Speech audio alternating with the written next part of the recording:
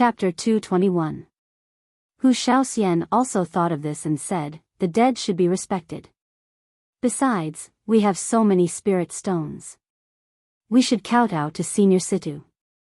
Then she knelt on the ground and kowtowed to Situ Zhaixing's memorial tablet 3 times. Before she stood up, she heard the sound of a machine. Oh no! There was a mechanism. Qin Haodong held the little fellow in one hand and Hu Shaoxian's waist with the other. They rushed to the door of the stone room. When they looked back, there was no danger in the room. At this time, the incense table under the memorial tablet moved to the right, revealing a cave entrance. The cave entrance was still bright, and there was a staircase leading down. It turns out that there is another space here. Qin Haodong let go of Hu Shaoxian, and they walked down the stairs one after another. There was a stone room about 20 square meters below. There was a futon in the middle of the stone room, and a man was sitting cross-legged. It was Situ Zhaixing, but there was no vitality in him. Obviously, he had been sitting for a long time. Just when their attention was attracted by Situ Zhaixing's body, they heard a click and the entrance had been completely sealed. What's going on? Qin Haodong was shocked. He turned back and waved his hand at the entrance. After a muffled bang, the entrance did not move at all. Qin Haodong reached out and flicked it, making a tinkling sound. It turned out that the entrance had been sealed by an iron plate made of fine steel. Oh no, we are trapped. Qin Haodong said. Let me have a try. Hu Shaoxian said as she drew out the purple flash sword. A purple light slashed at the iron plate at the entrance. After a crisp sound, there was only a small white dot left on the iron plate, but there was no damage. At this time, they heard someone say, there is no need to try. I built the exit with 10,000-year-old cold iron. You can't break it at all. Qin Haodong and Hu Shaoxian turned their heads and saw a shadow appear in the basement again. It was Situ Zhaixing. But his body had been sitting next to him. This should be the divine thought left by him before he died. Senior Situ, what do you mean by trapping us here? Qin Haodong asked. You are the fated ones since you can find the secret room I left. Since you are here, don't worry. Sit down and listen. I will tell you a story.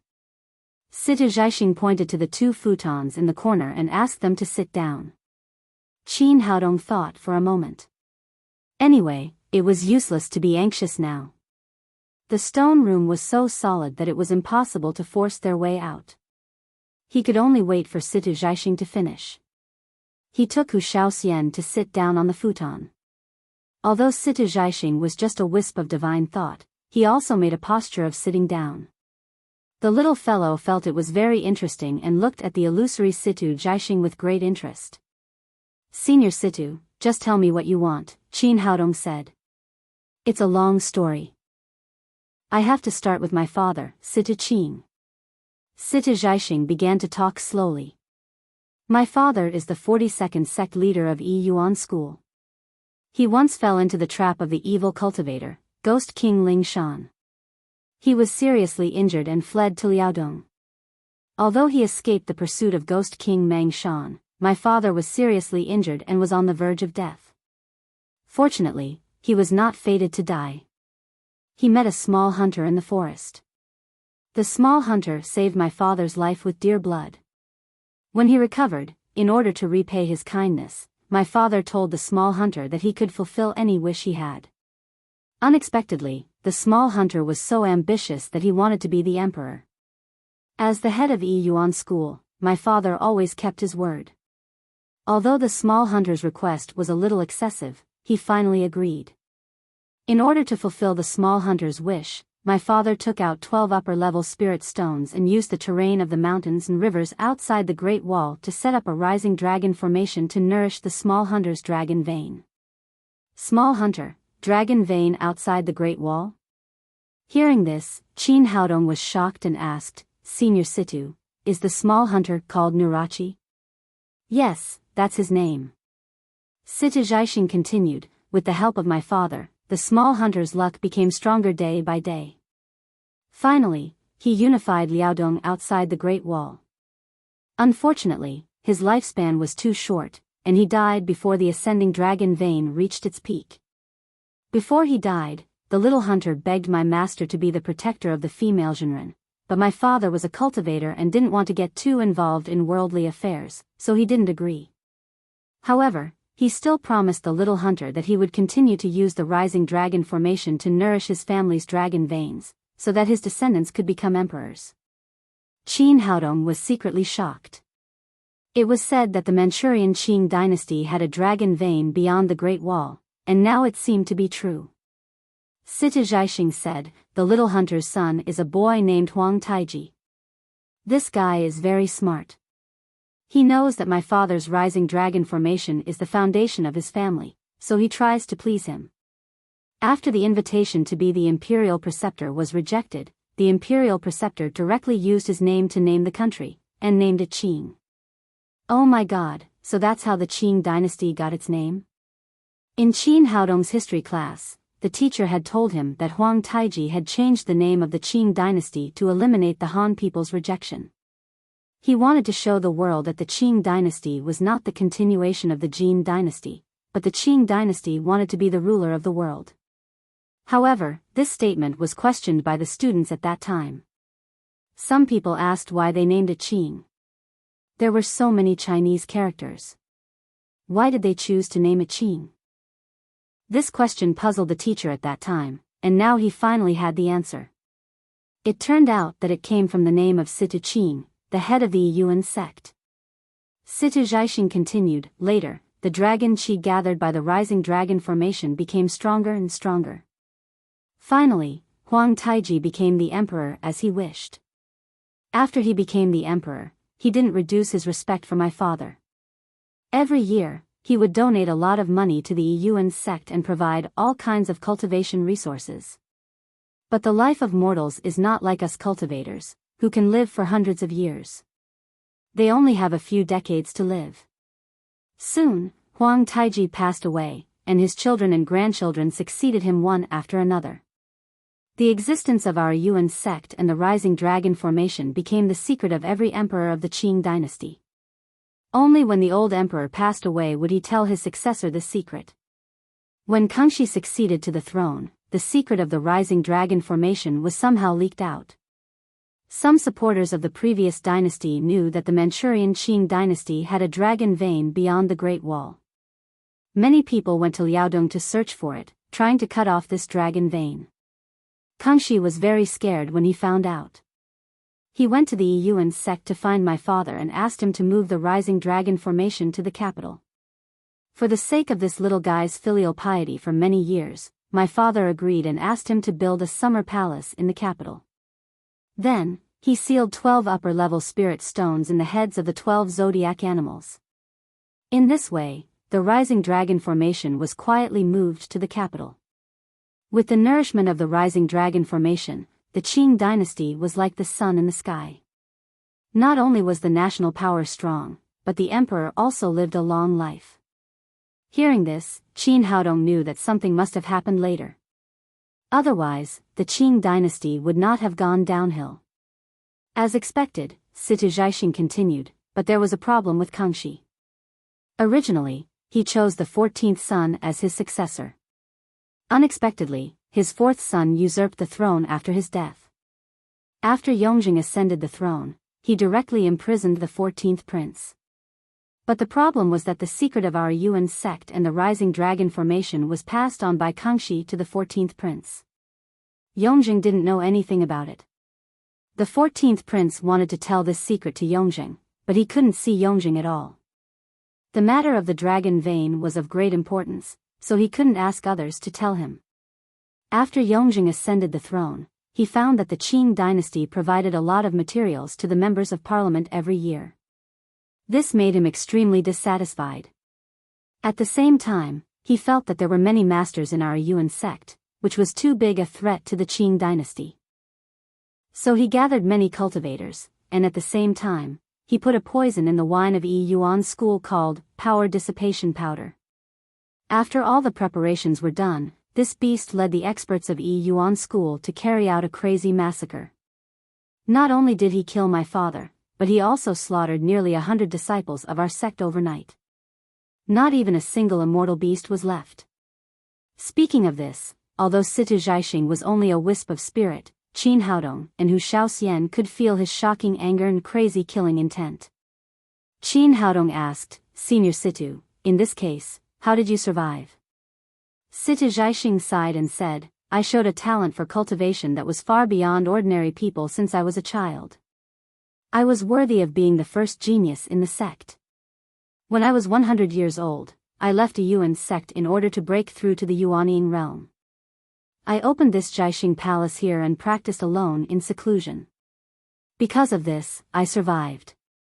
This seclusion lasted for 30 years. When I came out again, Yuan's sect had been destroyed for more than 10 years. When I heard the news, I was so angry that I directly killed Yongzheng in the capital. Qin Haodong felt that he had received too much information today. He was shocked one after another. The death of Yongzheng had always been a mystery in history. At the age of 57, Yongzheng was not old and had always been very healthy. But suddenly there was news that he died of illness. There were many legends about Yongzheng's death. The most popular one was that he was stabbed to death by Liu Ximiang. Now it seemed that he was stabbed to death, but the murderer was not Liu Ximiang, but Situ Zhaixing. Hu Shaoxian asked, Senior Situ, what happened next? Situ Zhaixing said, Yuan sect helped the Qing dynasty, but Yongzheng slaughtered the whole Yuan sect. Killing him alone could not appease my anger, so I decided to destroy the dragon vein of the Qing dynasty and stop them from continuing. But at this time, a large number of masters under Yongzheng arrived. Although I had reached the Yuanying realm, it was still difficult for me to fight against them alone. Even so, I took away the dragon head of the 12 zodiac animals at the risk of being seriously injured. Of course, it was also because Yongzheng did not know the secret of the 12 zodiac animals, so he transferred all the masters in the summer palace away, which gave me the opportunity. The rising dragon formation was operated by 12 upper-level spirit stones. I took away a dragon head, so the rising dragon formation was naturally broken and the so-called dragon vein was also destroyed. Later, I was chased by a large number of masters, so I escaped to the inaccessible Shenangjia and returned to Zhaixing Palace. In order to prevent people from finding here, I set up 4 formations outside Zhaixing Palace and dug this basement. In order to make people believe that this is my last palace, I left the 9-dragon tripod and some spirit stones outside to confuse the enemy. I also made a delicate mechanism in this basement. Anyone who can kowtow to me is definitely not an enemy, and has the chance to get the inheritance I left here. Qin Haodong understood the whole story. It was because of Hu Xiaoxian's kowtow that the basement left by Situ Zhaixing was opened and his remains were seen. But now he did not know whether it was a blessing or a curse to be trapped here. Situ Zhaixing continued, It's a pity that I was seriously injured, more seriously than I thought. Soon after, I died in the cave. My biggest regret in this life is that I did not see the fall of the Qing dynasty with my own eyes. Chapter 222. Qin Haodong said, Senior Situ, don't feel sorry. It has been more than 300 years since you assassinated Yongzheng, and the Qing dynasty has been destroyed for more than 100 years. While speaking, he also sighed in his heart. After Yongzheng's death, Qianlong succeeded the throne. Before Emperor Qianlong, the Qing dynasty was in its heyday. Even if Kangxi ascended the throne at the age of 8, he could still create a prosperous era. But from the late Qianlong, the Qing dynasty began to go downhill. He had a total of 17 sons, some of whom were promising, but every time he chose an excellent son as the crown prince, the son would never live long. The reason why he finally chose the extremely mediocre Jiajing as the emperor was that there were no outstanding sons left, so he could only choose the best one. After Jiajing, there was no need to mention that each generation was worse than the last. Finally, there was an old woman who listened to the government from behind the curtain, and directly pushed the Qing dynasty to destruction. From this point of view, it really had something to do with the cutting off of the dragon vein. Unfortunately, Situ Zhaixing's actions had harmed countless people in Huaxia, and finally they were trampled by the West for nearly 100 years. It's been so long. After sighing, Situ Zhaixing showed a look of joy. Finally, I have avenged my Yuan sect, so I can die with my eyes closed. Qin Haodong said, Senior, we have heard your story. Is it time to let us out? If you want to get out of here, you can only rely on yourself. I can't do anything. Situ Zhaixing said, I was not sure whether cutting off the dragon vein would work, so I wanted to choose a successor to accept my inheritance. If the Qing dynasty was not destroyed, he would continue to avenge my Yuan sect. Even if the Qing dynasty was destroyed, he would pass on the unique skills of my Yuan sect. So I set up this secret room with no exit. Hu Shaoxian said anxiously, no exit. You mean we can't get out of here at all? How can we avenge you? Of course, we can't get out forever. Situ Zhaixing said, our Yuan sect's disciples all practice fire attribute cultivation methods. There is a magical power called Eyes of Phoenix that is unparalleled in the world. As long as we get the inheritance of a Yuan sect and practice the Eyes of Phoenix to the basic level, we can melt the black iron at the door, and naturally go out. Hu Shaoxian sighed and said, my God, how long will it take? Back then, I was only focused on revenge. How could I care so much? Situ Zhaixing looked at Hu Shaoxian and shook his head. Little girl, you have a good aptitude. It's a pity that your physique is of the water attribute. You are not suitable to inherit the mantle of a Yuan sect. He looked at Qin Haodong again, and then shook his head again. I've lived for more than 100 years, but I've never seen such a pure wood body. It's a pity that it's not suitable for practicing my cultivation method. It seems that you too are doomed to be trapped in this basement. I had 2 treasures to give you, but now it seems that it's unnecessary.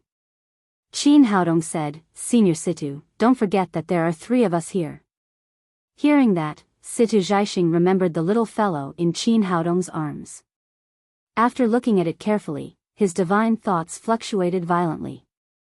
My God, this little girl has the Suzaku sacred body. That was great. That's great.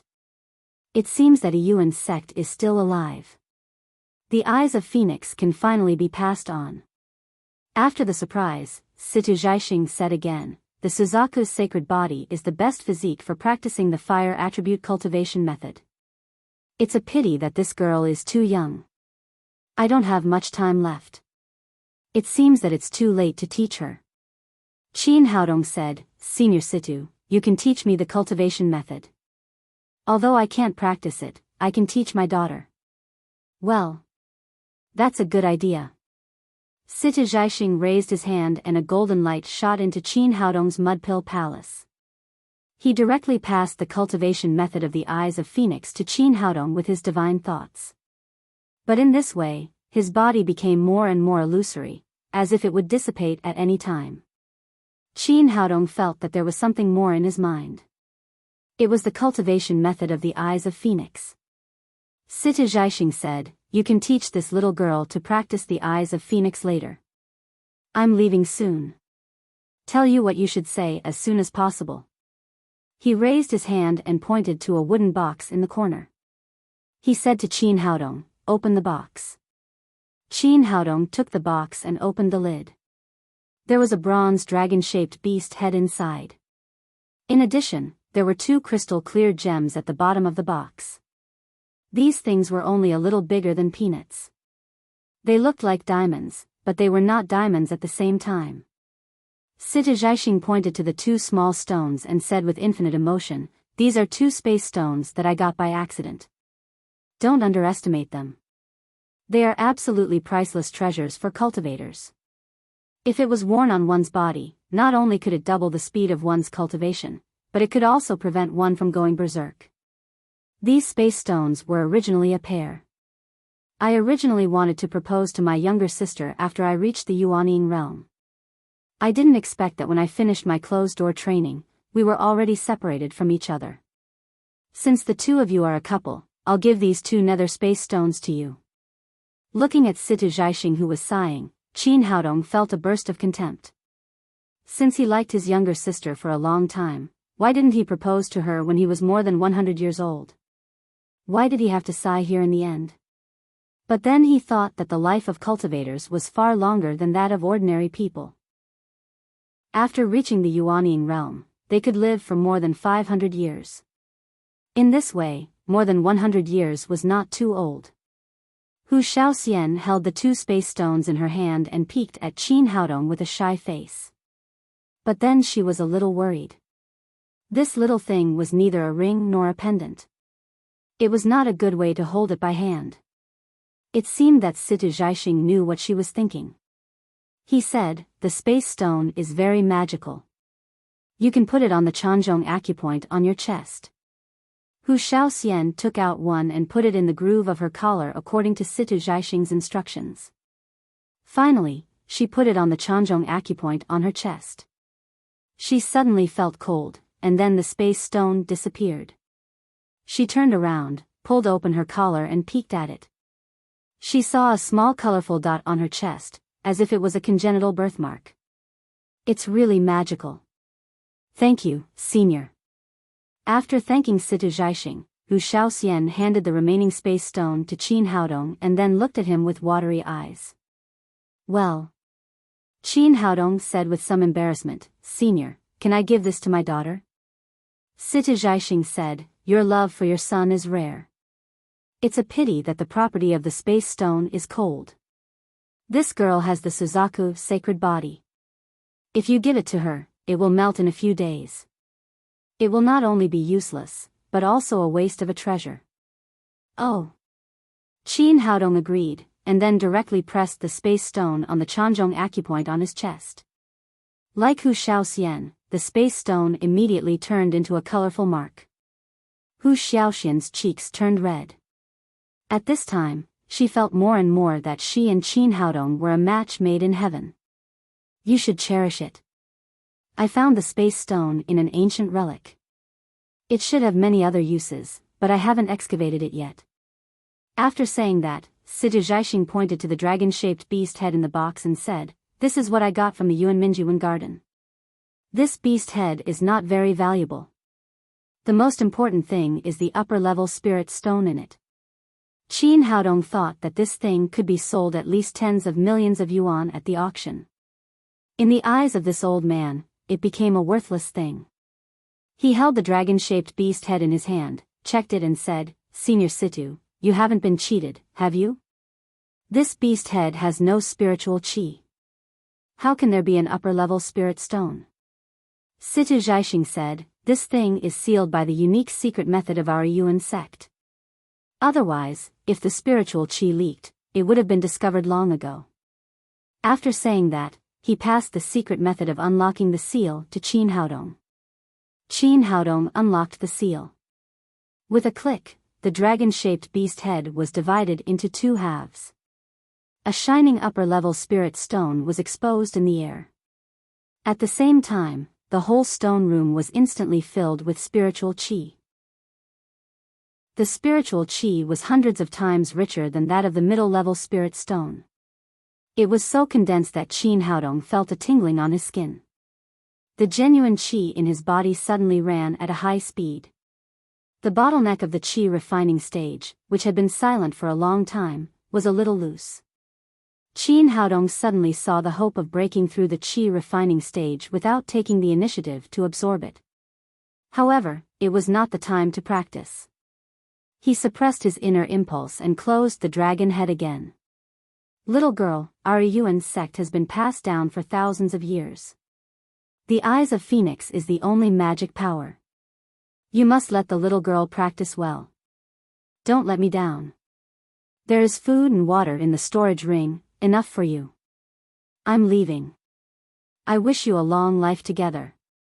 After saying that, Situ Zhaixing's body became fainter and fainter, and finally disappeared in the air.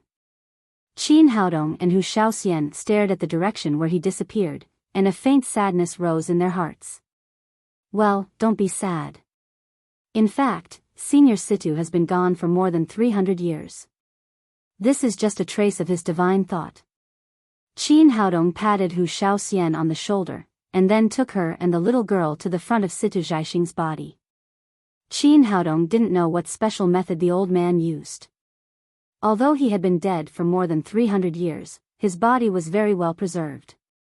It looked lifelike, as if he was asleep. The three of them kowtowed to Situ Zhaixing together. Qin Haodong took a storage ring from the finger of the body and scanned it with his divine thought. There was a lot of food and water in it. It was enough for them to eat even if they were trapped here for 3 or 5 years. Xiao Xian, this is for you. Qin Haodong said and gave the storage ring to Hu Xiaoxian. I don't want it. You can have it. Although Hu Xiaoxian was not familiar with the properties of the storage ring, she knew it was a good thing. She pushed it back to Qin Haodong.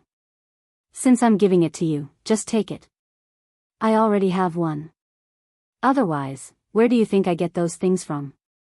Qin Haodong said as he grabbed Hu Xiaoxian's hand and put the storage ring on her finger. Then he taught her how to use the storage ring. Little man, are you going to propose to me?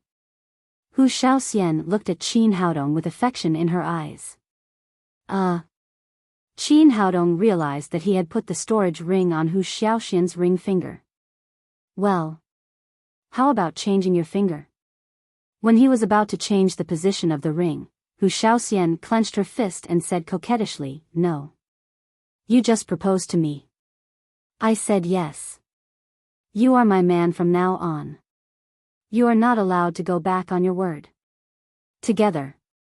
Together. The little fellow clapped her hands and shouted. Qin Haodong was speechless. Nowadays, children watched too much TV and shouted when they saw a proposal. They didn't even think about their mother. After that, Qin Haodong put Situ Zhaixing's body into the storage ring. After getting so many benefits from the old man, he had to find a beautiful place to bury him. When everything was done, he called the little fellow to his side and began to teach her to practice Eyes of Phoenix, the magical power of a Yuan sect. The most urgent thing was to let the little fellow practice to the realm of small accomplishment. Otherwise, no one could get out of here. Chapter 223. Qin Haodong comprehended the cultivation method of Eyes of Phoenix from beginning to end. Suddenly, he was shocked. Yuan's sect was really rich and had such a great magic power. What was a magic power? It needed to be explained from the origin of cultivators.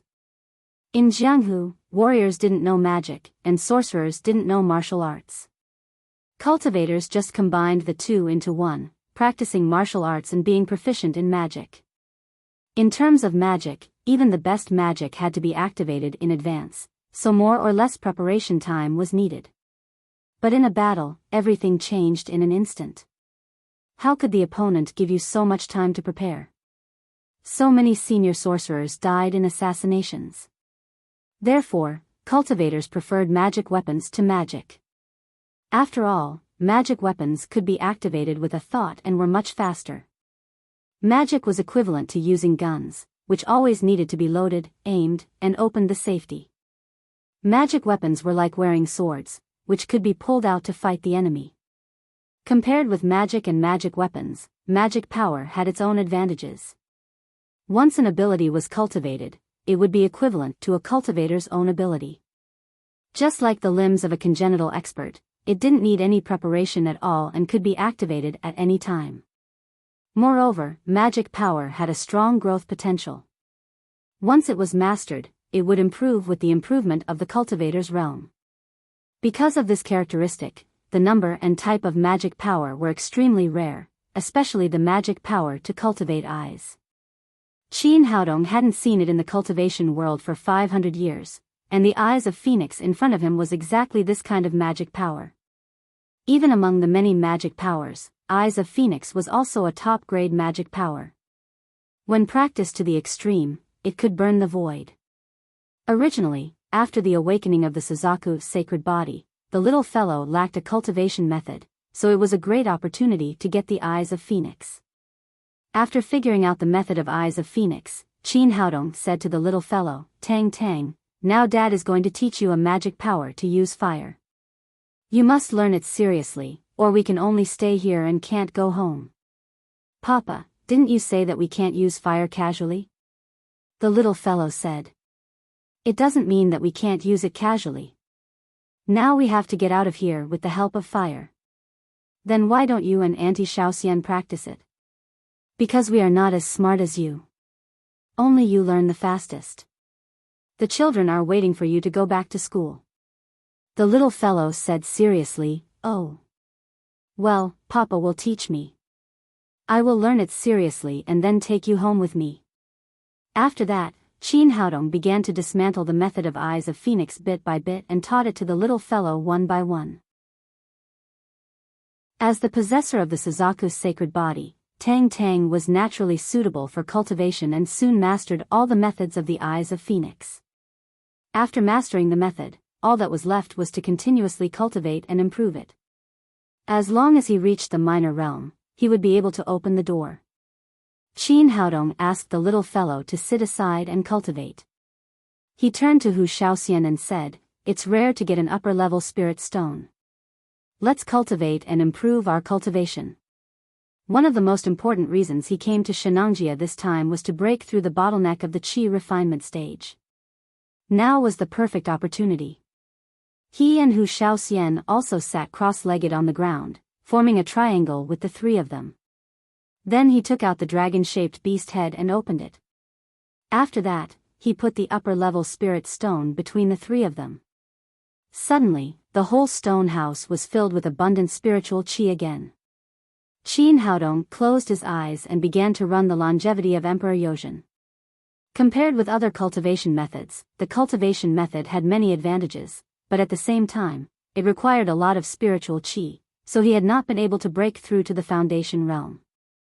Now with sufficient spiritual qi, everything became simple. As the genuine qi of longevity was running, the surrounding spiritual qi seemed to be greatly attracted and quickly gathered in Qin Haodong's body, like rivers flowing into the sea. Fortunately, the upper-level spirit stone was in front of him, providing him with a steady stream of spiritual qi. After running the genuine qi of longevity for 3 circles, he heard a slight click in his mind. The genuine qi in his dantian seemed to be boiling and instantly became more than 10 times stronger. The momentum of his whole body suddenly rose. Qin Haodong secretly breathed a sigh of relief. Finally, he had completed the foundation realm. It became much simpler when he reached the foundation realm. He could use other elixirs to improve his cultivation. Although the speed was a little slow, he could see the effect after all. He opened his eyes and found that the little fellow was very stable and was concentrating on cultivation. Compared with the previous cultivation, Hu Shaoxian had made great progress. She had reached the 3rd level of covert power and had not stopped. With the space stone, Hu Shaoxian's cultivation speed not only greatly improved, but also did not have to worry about qi deviation. She only needed to focus on improving her cultivation. The only regret was that the 3 of them needed a lot of spiritual qi to cultivate at the same time. The upper-level spirit stone had become smaller than before. It was a rare opportunity. Qin Haodong had to seize the opportunity to cultivate. After sighing, he closed his eyes again. With sufficient supply of spiritual qi, his cultivation speed was extremely fast. With the cultivation experience of his previous life, even without the space stone, he did not have to worry about the problem of qi deviation. The 1st level of covert power, the 2nd level of covert power. After a long time, his cultivation jumped to the 5th level of covert power. When he was ready to continue to improve, he felt that the spiritual qi around him disappeared as if it had been sucked out. After finishing the cultivation state, Qin Haodong found that the upper-level spirit stone in front of him had completely disappeared. He could not help but sigh secretly. Although the upper-level spirit stone was good, it would be used up. However, he was still satisfied. He could cultivate from the 9th level of overt power to the 5th level of covert power at once. This kind of cultivation speed was enough to make other warriors crazy. He was not the only one whose cultivation had been greatly improved. Hu Shaoxian had also been promoted from the 2nd level of covert power to the 5th level of covert power. At this time, she seemed to feel the lack of spiritual qi and ended the cultivation state. My God, my cultivation has improved so much all of a sudden. Hu Shaoxian was not as calm as Qin Haodong. She immediately became ecstatic when she felt her strength. After entering the covert power level, it was extremely difficult to improve a small realm. Many people needed a year or even several years to do so. But after she met Qin Haodong, she had been promoted from the first level of covert power to the 5th level of covert power in just a few days. It was absolutely shocking and appalling. She wanted to cheer as much as she could, but when she saw the little fellow who was still cultivating next to her, she forcibly suppressed her inner excitement. Hu Shaoxian put her arms around Qin Haodong's neck and kissed him hard on the face. Then she whispered, Haodong, I've reached the 5th level of covert power. It's reasonable to improve so much after consuming an upper-level spirit stone. Qin Haodong reached out and patted her delicate cheek. He said jokingly, but I've improved more than you. Now I'm also at the 5th level of covert power. It's impossible for you to push me down by force in the future. Really? That's great. Hu Shaoxian was also happy for Qin Haodong's improvement. Then she said, since you can't push me down by force, let's seduce you. While speaking, she raised her hand and pulled down her collar, revealing her sexy collarbone and the bottomless ravine. Qin Haodong suddenly felt a burst of heat in his nostrils. He quickly changed the topic and said, let's see how long we've been cultivating. Only then did Hu Shaoxian let go of his neck. She took out her mobile phone and glanced at it. Then she exclaimed, oh my God, it's been 5 days. Then she thought of something and said, it's been so long. I wonder how Lei Tianrui and the others are doing. Lei Tianrui and the others were trapped in the illusion formation without any water or food. Don't worry, they won't die. Qin Haodong said, besides, we can't get out now. It's useless to worry. Then he stood up, moved his limbs, and put the 2 halves of the dragon head back together. Then he sealed it again. Although there was no upper-level spirit stone in it, it was after all an authentic animal head of the 12 zodiac animals. It was worth more than tens of millions. Hu Shaoxian said, by the way, Haodong, I heard that the dragon head is hidden in the museum of Bao Island. Now there's another one here. Which one is real and which one is fake? Qin Haodong said, from the perspective of antiques, both of them should be real, but there must be no upper-level spirit stone in that one. It should be remade after the dragon head was taken away by Senior Situ. At the same time, he thought of something. That was to say, in addition to the dragon head, other animal heads of the 12 zodiac animals also had upper-level spirit stones sealed in them. As long as he could find other animal heads, his cultivation could go further. But this was all in the future. Now the most important thing was to get out of the stone room as soon as possible. Haodong, you must be hungry. Let's eat. Although cultivation could reduce the speed of metabolism to the lowest, after all, 5 days had passed. Both of them were a little hungry. Hu Shaoxian used her divine thoughts and some dried meat and water appeared in front of them. She was now very good at using the storage ring and she liked it very much. It was like carrying a mobile warehouse with her, and it could be kept fresh for a long time. The only regret was that the food prepared by Sikong Zhaixing was too simple, and that was all there was. It's not delicious. Let's eat mine. Qin Haodong had prepared enough before coming. With his divine thoughts, all kinds of stir-fried dishes and beer appeared in front of him. The storage ring was equivalent to a 3-dimensional space without an axis of time. What was put in was still the same when it was taken out, so the dishes were still steaming.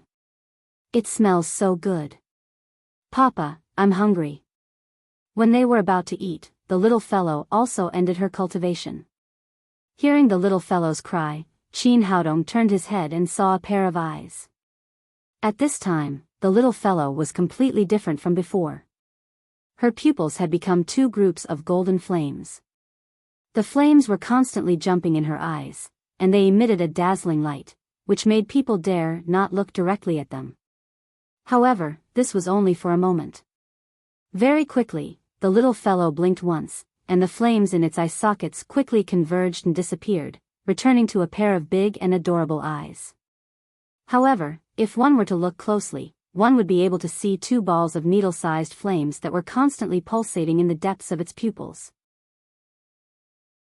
Tang Tang, you made it. Qin Haodong was surprised.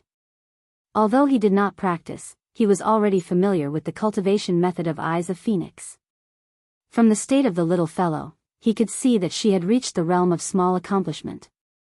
According to the records of Sikong Jiaxing's cultivation method, even the most talented disciple of a Yuan sect needed more than 3 months to reach the realm of Eyes of Phoenix.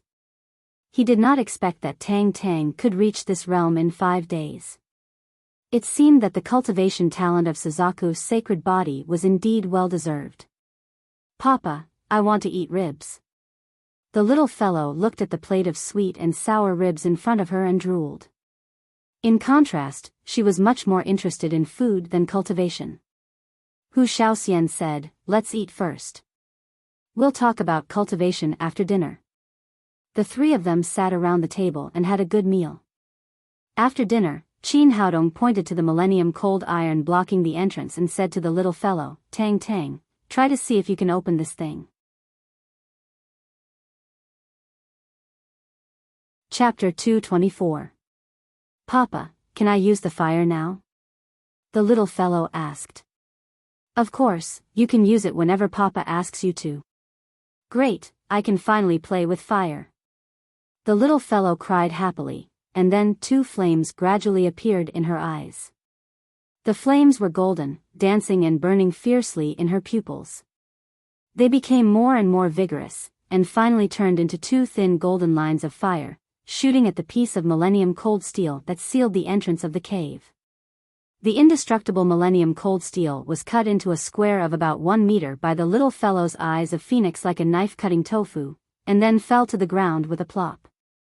Seeing that the flames released by the little fellow were still burning toward the top of the cave, Qin Haodong hurriedly shouted, Tang Tang, that's enough. Stop it now. Oh. The little fellow responded. She seemed to feel a little unsatisfied, but she still took back the flames. The flames in her eyes flickered twice, and then slowly disappeared. Hu Shaoxian was shocked. She didn't expect that the little fellow's Eyes of Phoenix would be so powerful.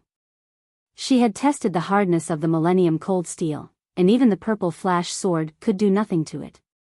But it couldn't resist the little fellow at all. Qin Haodong was also a little surprised.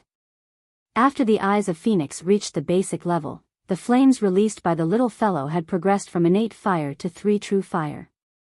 Although there was still some gap, it was not big. Papa, how is it? Am I awesome? The little fellow cried excitedly. Awesome, it's really awesome. Qin Haodong then warned, Tang Tang, don't use the Eyes of Phoenix without Papa's permission in the future. Oh. I got it. The little fellow said obediently, Papa, when are we going home? I miss my mom a little. Let's go now. The trip to Shenangjia was a complete success, and they even overfulfilled the task. All 3 of them got great benefits, and now it was time to go back. Qin Haodong thought of something and put the dragon-shaped beast head and the fallen Millennium Cold Steel into the storage ring. Although the dragon-shaped beast head had lost its upper-level spirit stone, it was still a valuable antique, and the Millennium Cold Steel was a good material for refining weapons. Naturally, it couldn't be left here. The 3 of them walked out of the basement and came to the formation where Lei Tianrui and others were trapped.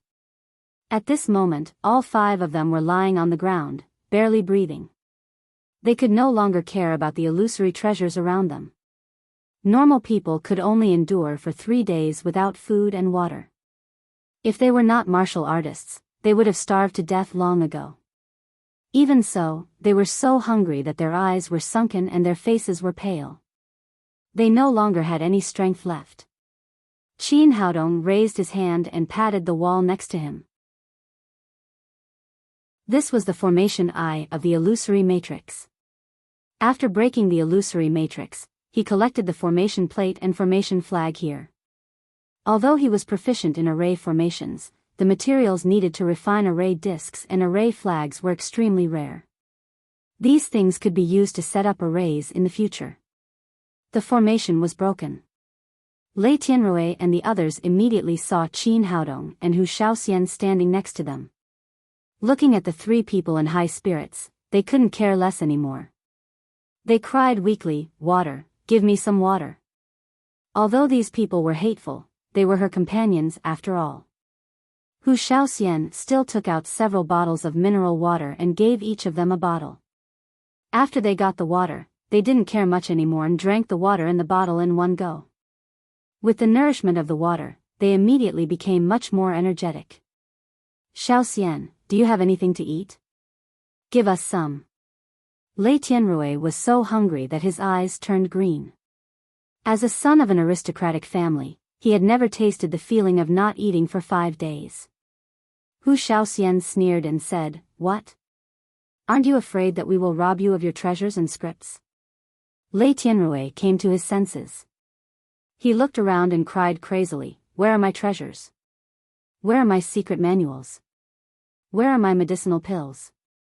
Zhao Qinkuan was a formation master after all. At this time, he had already seen the clues. He said, "Boss, stop shouting. Those are all fake. We just fell into the illusory matrix." The illusory matrix set by Xikong Zhaixing was really powerful. At the same time, it also had the effect of a maze. Lei Tianrui and the others fantasized about getting the treasures, but they couldn't get out, so they finally fainted here because of hunger. Lei Tianrui couldn't accept the fact for a moment. He cried crazily again, "What? You said it's all fake? How could it be fake? Didn't we find the treasures? All right, wake up. There is no treasure here at all." Hu Shaoxian said, "This is just a cave left by a senior cultivator. There are no treasures in it. There must be treasures here. You must have hidden them. Let me have a look." Lei Tianrui said and rushed to Hu Shaoxian with his hands open. It seemed that he was going to search her. "Get out of here." Hu Shaoxian's patience with this guy had reached its limit. She kicked the weak Lei Tianrui away. Lei Tianrui hit the cave wall heavily and slid to the ground. Until then, he was a little sober. He slowly came to his senses and sat on the ground wearily. "Shaoxian, don't blame the boss. He was just impulsive." Zhao Qinkuan said, "Do you have anything to eat? Give us some, we're starving to death." He was a smart man. He saw that Hu Shaoxian and the other two stayed in the cave for 5 days, but they were still in good spirits. Obviously, they had something to eat. "We don't have anything to eat. We rely on these elixirs." That was what Hu Shaoxian and Qin Haodong had discussed. They couldn't say anything about the inheritance, let alone the storage ring. So Qin Haodong picked out some nourishing elixirs from the elixir room and said that they survived with these elixirs. As for the instructions, they only said that they found these elixirs and nothing else. Hu Shaoxian gave the elixirs to the 5 people one by one. Lei Tianrui and the others didn't care anymore and directly swallowed the elixirs. These elixirs were made by Xikong Zhaixing himself. Although some of the efficacy had been lost because of the long time, the basic nourishing effect was still there. After the 5 people took the elixirs, their hunger suddenly disappeared and they regained their strength. Lei Tianrui ran his genuine qi and felt that he had recovered to the peak state. He immediately became full of confidence. He kept glancing at Qin Haodong and the other 2 people. He always felt that they had secretly hidden treasures. "Let's go in and have a look." He glared at Qin Haodong and then went into the cave with several people. After carefully looking around, he didn't find any treasures. The only thing he saw were the elixirs left in the elixir room. He didn't have Qin Haodong's medical skills, so he couldn't accurately distinguish the properties and functions of these elixirs. So these elixirs were useless to him. He couldn't take one at random, or it might kill him. He couldn't accept that he had to return empty-handed after so much hard work. He looked at Hu Shaoxian and Qin Haodong and said, since it's the cave left by the seniors, there must be treasures in it. They must have been taken by you too. We came here together. You can't eat them alone. You have to share some with us. Hu Shaoxian said, you see, there's nothing here. What can we get? It's hard to believe what you said, unless you let us search you. Lei Tianrui said, pointing to Qin Haodong, especially his backpack. I guess there must be something hidden in it. Hu Xiaoxian's face changed and she said, Lei Tianrui, who do you think you are? We didn't get anything. Even if we got something, why should we share it with you? You even want to search us. Who gave you the courage? Lei Tianrui smiled and said, well, I'm right. You must have hidden the treasures. It's okay if you share some with us. But if you want to eat them alone, don't blame us for being rude. After that, he waved his hand. Zhao Qinkuan and others immediately surrounded Qin Haodong and Hu Shaoxian. It seemed that they would rob them if they didn't agree. Hu Shaoxian said angrily, Lei Tianrui, don't go too far. Don't forget that we just saved you. Qin Haodong said, Shaoxian, I told you that this guy is an ungrateful wolf. We should have just left them here to fend for themselves. Lei Tianrui said, don't talk nonsense. You didn't have good intentions from the beginning to the end. Otherwise, why did you leave us in the illusion just now? You ran out first. Didn't you want to take the treasures here? Hurry up and throw me your backpack. Since you saved us once, I'll let you off this time. Otherwise, don't even think about leaving this place. Qin Haodong sneered and said, I've never seen such a shameless person like you. You can always blame others for your own incompetence. Hu Shaoxian said, Haodong, ignore this shameless person. Let's go. Then she pulled Qin Haodong and walked out of the cave. Stop right there. Hu Shaoxian, don't think that you can do whatever you want since you've reached the second level of covert power. We can also keep you here together. Lei Tianrui shouted to Zhao Qinkuan and others, let's do it together and share the treasures equally. Although he was full of confidence, he bypassed Hu Shaoxian and directly rushed to Qin Haodong. He slapped Qin Haodong's face with one hand and grabbed the backpack behind Qin Haodong with the other. In his mind, Qin Haodong's cultivation had always been lower than Hu Shaoxian's, so he naturally wanted to bully the weak. He never dreamed that Qin Haodong's cultivation had jumped to the 5th level of covert power. What's more, he practiced cultivation methods. He was absolutely invincible among the masters at the same level. The result could be imagined. Lei Tianrui wanted to take advantage of Qin Haodong, but he kicked an iron plate. Qin Haodong held the little fellow in one hand and slapped Lei Tianrui's face with the other. The slap looked simple, but it was fast and fierce. He was slapped away like a slap to his grandson. Before Lei Tianrui figured out what was going on, he hit the wall of the cave heavily again. But this time, it was much heavier than Hu Xiaoxian's kick. Half of his face was swollen and his teeth fell to the ground. You! When did you become so powerful? He got up from the ground and looked at Qin Haodong in horror. The slap made him feel that Qin Haodong's cultivation was at least above the 3rd level of covert power. He was much more powerful than Hu Shaoxian. But he was more sure that Qin Haodong had got something good, or he wouldn't have improved so quickly. Zhao Qinkuan and Dong Sihai were going to grab the treasure together. But before they could do anything, Lei Tianrui was slapped like a grandson. They were so scared that they stopped immediately. Qin Haodong glanced around coldly and said with a murderous look, I don't care whether you are from the Shenyuan pavilion or not. If you dare to make trouble for me again, I will kill you. Lei Tianrui and the others trembled with fear when they met Qin Haodong's eyes. Although they were extremely unwilling, strength decided everything. It was obvious that they were no match for Qin Haodong's one hand even if they fought together. How could they dare to say no? Let's go. Qin Haodong held the little fellow in one hand and Hu Shaoxian in the other.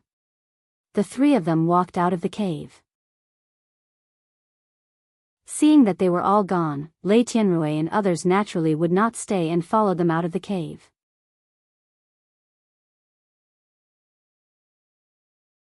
Chapter 225. At this time, the entrance of the cave was surrounded by more than 20 neon ninjas, led by the neon warrior, Yamamoto Kusakara. A little ninja said respectfully, "Lord Jonin, we've been waiting for 5 days. Could those cunning Huaxia people have died in the cave?" Yamamoto Kusakara said, "That's impossible. There are masters among them. Otherwise, they wouldn't have let us here so easily. People like them won't die so easily. Is it possible that those Huaxia people went out from other caves after getting the treasures?" Yamamoto Kusakara said, "That's even more impossible. The ancient Huaxia cultivators were very powerful. They always left only one cave entrance and never left a way out in their cave residence. So you don't have to worry about them sneaking away. But it's been 5 days and they still haven't done anything. That's not normal." "No, it's normal. The cave residence of the Huaxia people is very troublesome. There are all kinds of formations and traps in it. If you don't know these things, you'll be dead when you go in. So they may be breaking the formations or being trapped somewhere. But don't worry, they'll come out sooner or later." Yamamoto Kusakara said with a proud face, "That's why I asked these people from the Shenyuan Pavilion to be the vanguard. Otherwise, we'll definitely be injured if we go in directly. We won't be as complete as we are now. In this way, we can minimize the loss and get the treasures they found. I guess the Huaxia people can't even imagine that everything they've done is to serve our neon warriors. Let's use a saying in Huaxia, it's called picking peaches. Lord Jonin is really talented and bold." Of course, the little ninja knew very well that his superior liked to show off, so he hurried to flatter him. At this time, a ninja who had been watching at the door ran over and shouted, "Lord Jonin, there seems to be something in the cave." "Great! They finally came out." Yamamoto Kusakara said excitedly, "Get ready, everyone. Don't let those Huaxia people get out. All their treasures are ours." When Qin Haodong and the others walked out of the cave, they suddenly saw that the entrance of the cave was full of neon people. Hu Shaoxian and the others' expressions changed. As members of the special department, they often dealt with neon people. They immediately recognized that these were the most powerful ninjas in neon. At the same time, they also understood what they were here for. It was obvious that they were waiting to reap the benefits. Qin Haodong didn't care at all. He looked at Yamamoto Kusakara and said jokingly, "What do you mean? Are you here to welcome us?" A little ninja stepped forward and shouted, "Ignorant Huaxia people, don't you know that you're about to die?" Yamamoto Kusakara waved his hand, signaling the little ninja to step back. Then, he said arrogantly, "Let me introduce myself. I'm Yamamoto Kusakara, a jonin from Neon. I've been waiting for you for a long time." Yamamoto Kusakara. He is Yamamoto Kusakara. Lei Tianrui and the others were agitated. In order to know themselves and their enemies well, they often learned about the masters of their enemies. Yamamoto Kusakara was one of them. Although he was not the top master in Neon, he had reached the 3rd level of covert power. Among them, Lei Tianrui was at the 1st level of covert power. Hu Shaoxian was a little more powerful, but she was only at the 2nd level of covert power. Maybe only Qin Haodong could compete with this old guy. But apart from Yamamoto Kusakara, there were so many middle-level ninjas who had also reached the 9th level of overt power. It seemed that the situation was not optimistic today.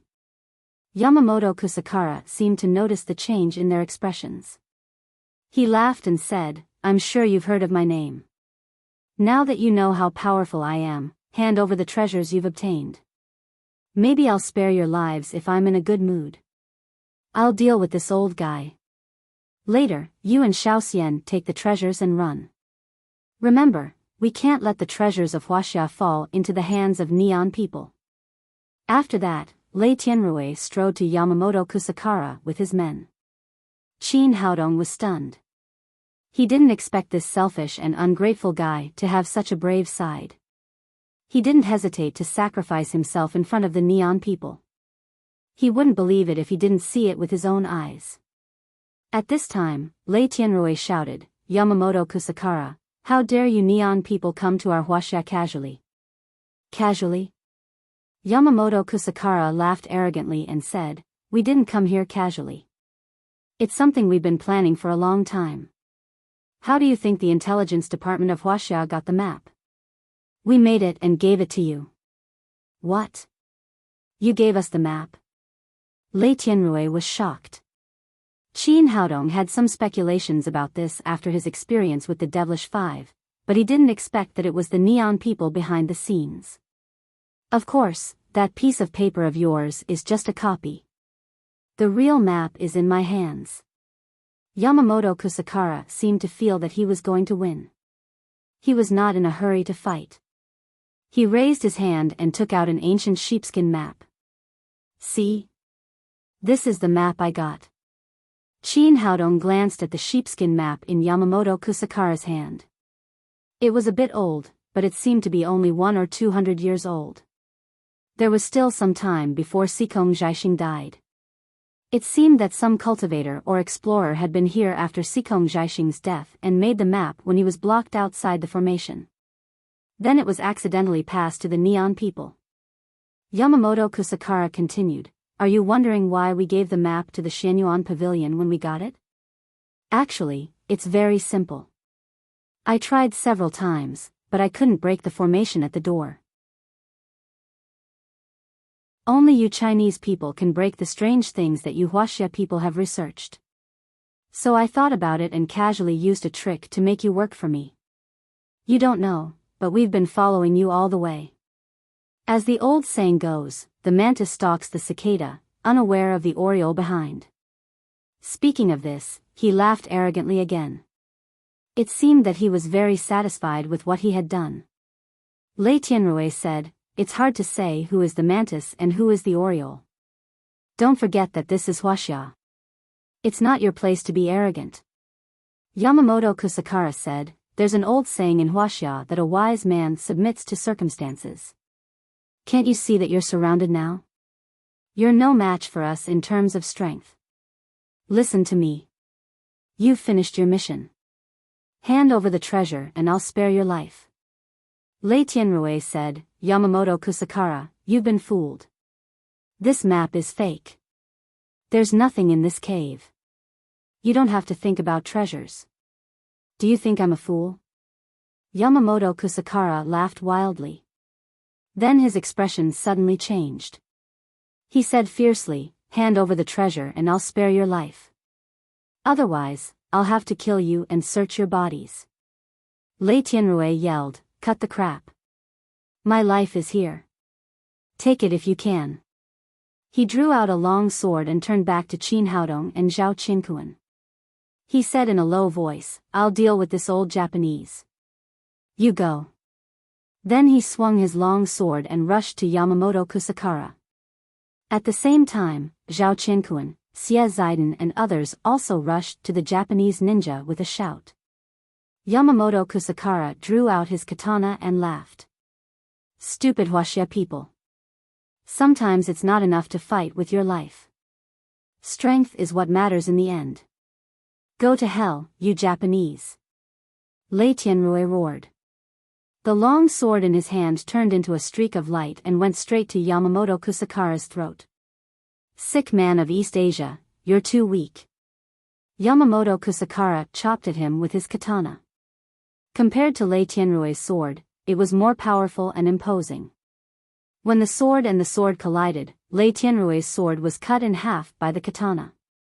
Huaxia man, you're no match for me. While Lei Tianrui was still in a daze, Yamamoto Kusakara kicked him hard in the stomach and sent him flying. The kick was so powerful that Lei Tianrui was kicked several times in the air. When he was about to fall on the ground, a big hand reached out and grabbed his belt, gently putting him on the ground. Lei Tianrui looked up and found it was Qin Haodong who caught him.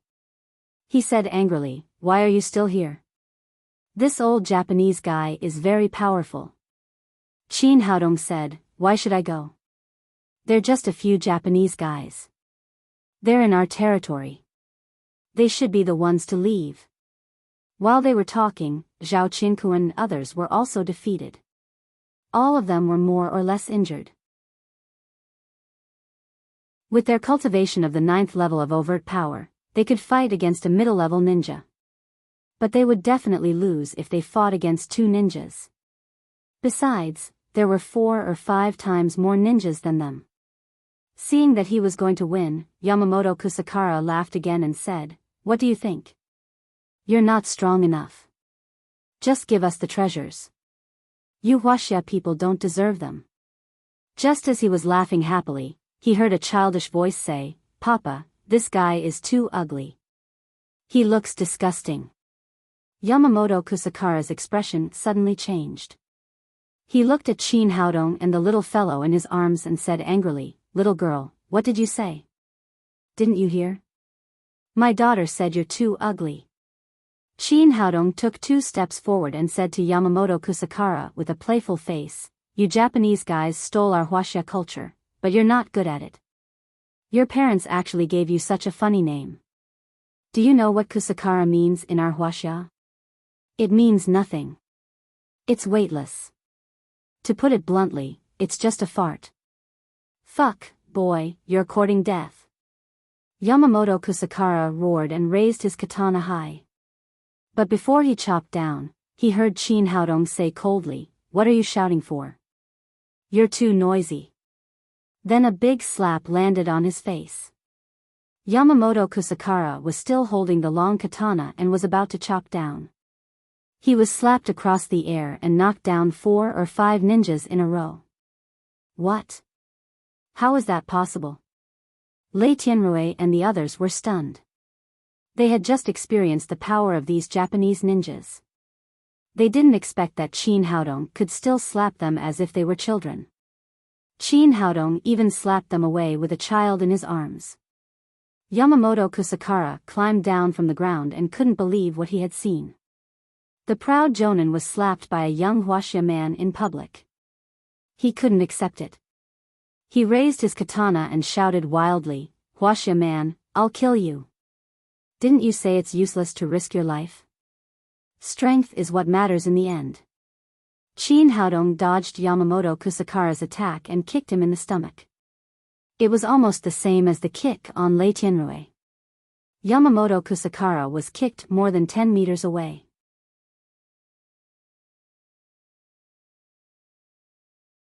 Chapter 226. Yamamoto Kusakara was more seriously injured this time. He began to vomit blood. He struggled to get up from the ground. He couldn't believe what he was seeing. He had been practicing martial arts for more than 30 years. Why couldn't he take one blow from a young man in his 20s? But the fact was that he had been beaten like a dog twice in a row. "You bastard. Let's go together and kill him." At Yamamoto Kusakara's order, 20 ninjas rushed to Qin Haodong with swords in their hands. A bunch of nobodies. Qin Haodong had reached the 5th level of the covert power. He didn't care about those low-level ninjas. He rushed into the crowd with the little fellow. Soon, the ninjas screamed and flew into the air. Hu Shaoxian shouted and fought side by side with Qin Haodong with the purple flash sword in her hand. The 2 masters of the 5th level of the covert power were fighting against a low-level ninja of the 9th level of the overt power. The situation was completely one-sided. Lei Tianrui, Zhao Qinkuan and the others wanted to help, but the fight was over before they could do anything. The 20 aggressive ninjas all fell to the ground. Qin Haodong and Hu Shaoxian were not kind people. They would not show mercy to those Japanese who tried to kill people and rob their treasures in Huaxia. No one was left alive. That's awesome. Lei Tianrui was so surprised that his eyeballs almost fell to the ground. It turned out that Qin Haodong and Hu Shaoxian's cultivation had reached such a high level. It was ridiculous that he had tried to rob them just now. Wasn't it like a mouse paying for a cat? Yamamoto Kusakara was even more shocked than him. He had planned this trip to Huaxia alone. He thought that a superior ninja and 20 middle ninjas were enough to complete the mission. He didn't expect that they would fail so miserably. He had failed the mission. Even if he could go back alive, he would be severely punished. He shouted at Qin Haodong crazily, "Who are you? Why do you fight against us Japanese ninjas? Aren't you afraid of death?" Qin Haodong smiled disdainfully, "It's you who will die, isn't it? Huaxia man, you forced me to do this. Let's die together." Yamamoto Kusakara roared madly and spat out another mouthful of blood. He took out a black remote control and placed his thumb on the red button. "Huaxia people, our Japanese ninjas are not so easy to deal with. Explosives have been buried under your feet. As long as I press this button, none of you will survive." Qin Haodong was shocked, but there was no change in his expression. He said lightly, "In that case, why didn't you press it?" Yamamoto Kusakara said, "Give me the treasures you got and I'll spare your lives." This was his only hope for survival. As long as he could bring the treasure of Huaxia back to Neon, the death of more than 20 low-level ninjas would not be a big deal. Otherwise, he would have to disembowel as an apology. Hu Shaoxian said, "Yamamoto Kusakara, you are a superior ninja. How could you do such a dirty thing?" Yamamoto Kusakara's expression froze. As a jonin, it was indeed embarrassing for him to threaten a martial artist with explosives. However, he couldn't care less at this point. He couldn't defeat the man, so he had to resort to this method. He yelled, "Cut the crap and hand over the treasures, or you'll die." Qin Haodong said, "But how can we trust you? If you press the bomb after we give you the treasures, we'll lose our treasures and our lives." Yamamoto Kusakara said, "Don't worry about that. We Japanese ninjas value our credibility the most. We'll definitely let you go if we say we'll let you go." Bullsh *T. Hu Shaoxian swore angrily and said, "As a martial artist, you've done such a shameless thing. How can you ask us to trust your credibility? The whole world knows that you Neon people lack credibility the most." Yamamoto Kusakara said with a ferocious look, "Huaxia people, you have no room for bargaining. You can only choose to trust me, or die." Qin Haodong turned to Hu Shaoxian and said, "Trust him this time. Give him the treasures. Your life is more important." Before Hu Shaoxian could speak, Lei Tianrui and the others yelled with excitement, "Qin Haodong, you coward. The treasures belong to Huaxia. You can't give them to that Neon guy even if we blow them up. They're mine. Why are you so excited?" Qin Haodong said as he took off the backpack from his back. Hu Shaoxian said anxiously, "Haodong, you can't give them to him. He'll definitely blow us up if you do. Neon people have never been trustworthy. What can we do? Do we have any other choice? My daughter is still so young. I can't let her die with us." Qin Haodong turned to Yamamoto Kusakara and said, "The treasures are all here. Take them. Remember your promise. Huaxia people, you're smart. You made the right choice." Yamamoto Kusakara's pale face flushed with excitement. "Cut the crap. Take the treasures and let us go." Qin Haodong said as he raised the backpack in his hand to Yamamoto Kusakara. Seeing his action, the others were all surprised. Was Qin Haodong going to use the treasures as bait to subdue the old Neon guy? Thinking of this, Lei Tianrui and the others shut their mouths again and stood there in silence. If they could think of this, so could the cunning Yamamoto Kusakara. He said, "No, you're too powerful. I can't go there." Qin Haodong said, "How about this? I'll put the treasures on the ground, and then we'll step aside. You take the treasures. No, you can't move. Stand there and don't move." Yamamoto Kusakara immediately stopped Qin Haodong. He only buried the explosives at the entrance of the cave. If Qin Haodong and the others took the opportunity to retreat into the cave, all his previous efforts would be in vain. Qin Haodong said, No, what do you want me to do? Do you want me to throw them over?" "The treasures in the backpack are not very strong.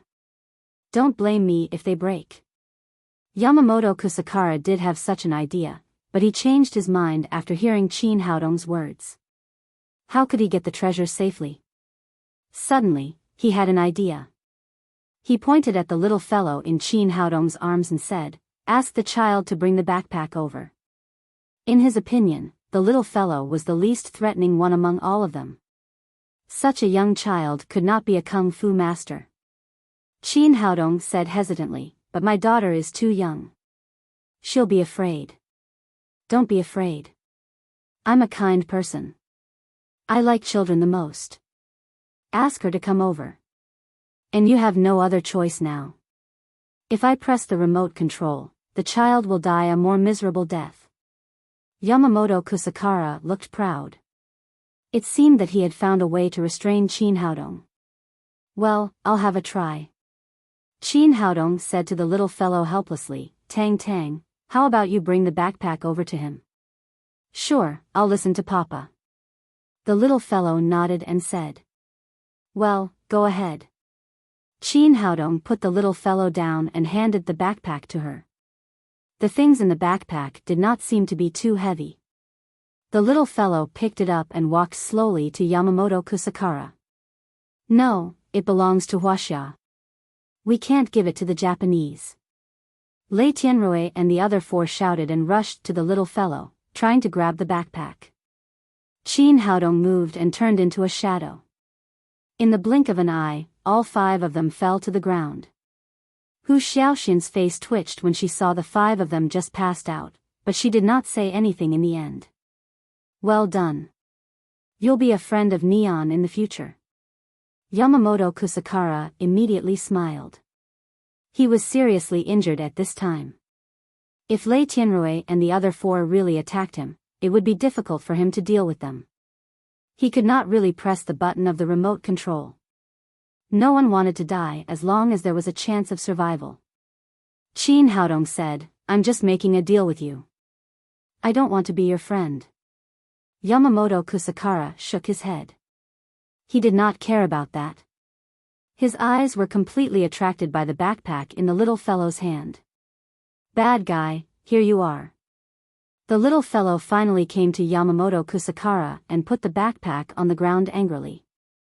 Yamamoto Kusakara was ecstatic. He reached for the backpack, but he was still rational. His right hand was still holding the remote control tightly, and his thumb was on the red button. A slight touch of the remote control would blow up the place to the ground. He thought everything was done very carefully, but he did not see the fire in the little fellow's eyes. When his left hand was about to touch the backpack, 2 red flames suddenly shot out of the little fellow's eyes and directly engulfed the black remote control in Yamamoto Kusakara's hand. "Ah!"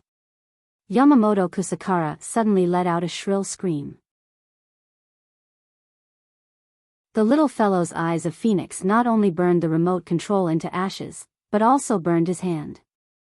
At the same time, the purple flash sword in Hu Xiaoxian's hand turned into a purple light and directly pierced the old man's throat, ending his life. "Papa, is my cooking good?" As soon as Yamamoto Kusakara died, the little fellow immediately took back the backpack and happily threw herself into Qin Haodong's arms. She had the Suzaku's sacred body, so her strength was not much different from that of an adult. What she did just now was just an act. Good. Tang Tang did a great job. She can be a star when she grows up. Qin Haodong turned to Hu Xiaoxian and said, "You also did a good job. Some people say that women are born to be actors. It seems that it is true." Hu Xiaoxian smiled and said, "You are a good director." It turned out that all this was a trap set by Qin Haodong. He knew that Yamamoto Kusakara would definitely let the little fellow send the things over. Then he told his plan to the little fellow and Hu Xiaoxian by secret voice sending. First, he asked Tang Tang to get close and burn the remote control with the phoenix flame. Then, he asked Hu Xiaoxian to kill Yamamoto Kusakara. The only flaw in this plan was that the little fellow's eyes of phoenix would be exposed. But Qin Haodong did not care that much in order to kill the Japanese. He did not expect that Lei Tianrui and the others would rush over to grab the backpack, which gave Qin Haodong a chance to make a move. He directly knocked all 5 of them out. The only flaw was gone. The plan was perfect. After all the Japanese were killed, Hu Shaoxian patted the 5 of them to wake them up. "Qin Haodong, you traitor! We will kill you." Lei Tianrui got up and was about to fight Qin Haodong, but he suddenly saw a backpack in front of him. Seeing that treasure was still there, he immediately calmed down. He turned around and saw Yamamoto Kusakara's body on the ground. "How did you do it?" he asked in surprise. When Yamamoto Kusakara threatened them with the bomb, countless ideas popped up in his mind, but there was no other way but to fight desperately. But the result was that he not only kept the treasure, but also killed the old Japanese. "It has nothing to do with you," Qin Haodong said calmly. Although he had a better impression of Lei Tianrui and the others after what happened, they were not friends after all. There was no need to explain to them.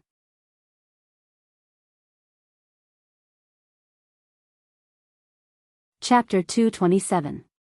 Seeing that Qin Haodong didn't want to explain, Lei Tianrui and the others didn't ask more. Fortunately, the treasure of Huaxia was finally saved, and it didn't fall into the hands of the Japanese. After leaving the cave, Qin Haodong broke the killing formation, trapping formation and concealing formation, and put all the formation flags and formation plates into his pocket. These things were very common in the cultivation world, but they were treasures on Earth. The refining materials were extremely rare, and it was almost impossible to refine them by himself. They retraced their steps back, and when it was almost evening, they finally passed through the beautiful but murderous basin-shaped valley and walked out of the death zone. As soon as they walked here, they heard the roar of a motor in the air, and then a large military transport helicopter stopped in an open space. Seeing the arrival of the helicopter, Qin Haodong and the others immediately entered a state of alert. After so many things, they didn't know whether it was an enemy or a friend. After the helicopter stopped, 7 or 8 people came down from it, led by a man and a woman. The old man was about 70 or 80 years old. He was tall and had a rather imposing appearance. The other old lady was completely different. Although she had white hair, her skin was beautiful, and she was full of charm. "Grandpa! Grandma!" Hu Shaoxian and Lei Tianrui shouted at the same time, and then rushed to the old lady and the old man respectively. The 2 people were the second elder of the Xian department of the Xianyuan Pavilion. Hu Feifei and Lei Wanjun, the 3rd elder, were Hu Shaoxian's grandmother and Lei Tianrui's grandfather. Qin Haodong looked at the 2 people. It seemed that the strength of the Xianyuan Pavilion was not ordinary. The 2 old men had reached the 9th level of covert power, which was no worse than the old Taoist Dao Tong. They could reach the supreme power realm with 1 step. "Grandma, why are you here?" Hu Shaoxian took Hu Feifei's hand and asked. "How dare you ask? It's been 5 or 6 days, and there's no news from you at all. How can we sit still? We have to come and have a look." Hu Feifei seemed to be blaming Hu Shaoxian, but her eyes were full of love. Hu Shaoxian said, "Grandma, it's not our fault. This place is very strange. There's no signal when we enter." On the other side, Lei Wanjun looked at Lei Tianrui, who was injured all over, and asked, "Boy, what's wrong with you? Who beat you like this?" "Grandpa, it's him." After seeing Lei Wanjun, Lei Tianrui was immediately emboldened. He pointed at Qin Haodong and shouted, "He not only hurt us, but also robbed the treasures of our Xianyuan Pavilion." Qin Haodong frowned slightly when he saw this guy start to put the blame on him again. It seemed that other than having some integrity when facing the Japanese, his character had not changed at all. "Brat, did you hurt my grandson?" Lei Wanjun took 2 steps forward and faced Qin Haodong, releasing a powerful aura. If Qin Haodong was an ordinary warrior at the 5th level of covert power, he would definitely be defeated by such a huge pressure. However, Qin Haodong had a strong spirit, so he didn't care about a warrior at the 9th level of covert power. Seeing that Qin Haodong was still calm, Lei Wanjun was surprised. He was about to make another move when Hu Shaoxian stood in front of Qin Haodong and shouted, "Grandpa Lei, it's not like that at all."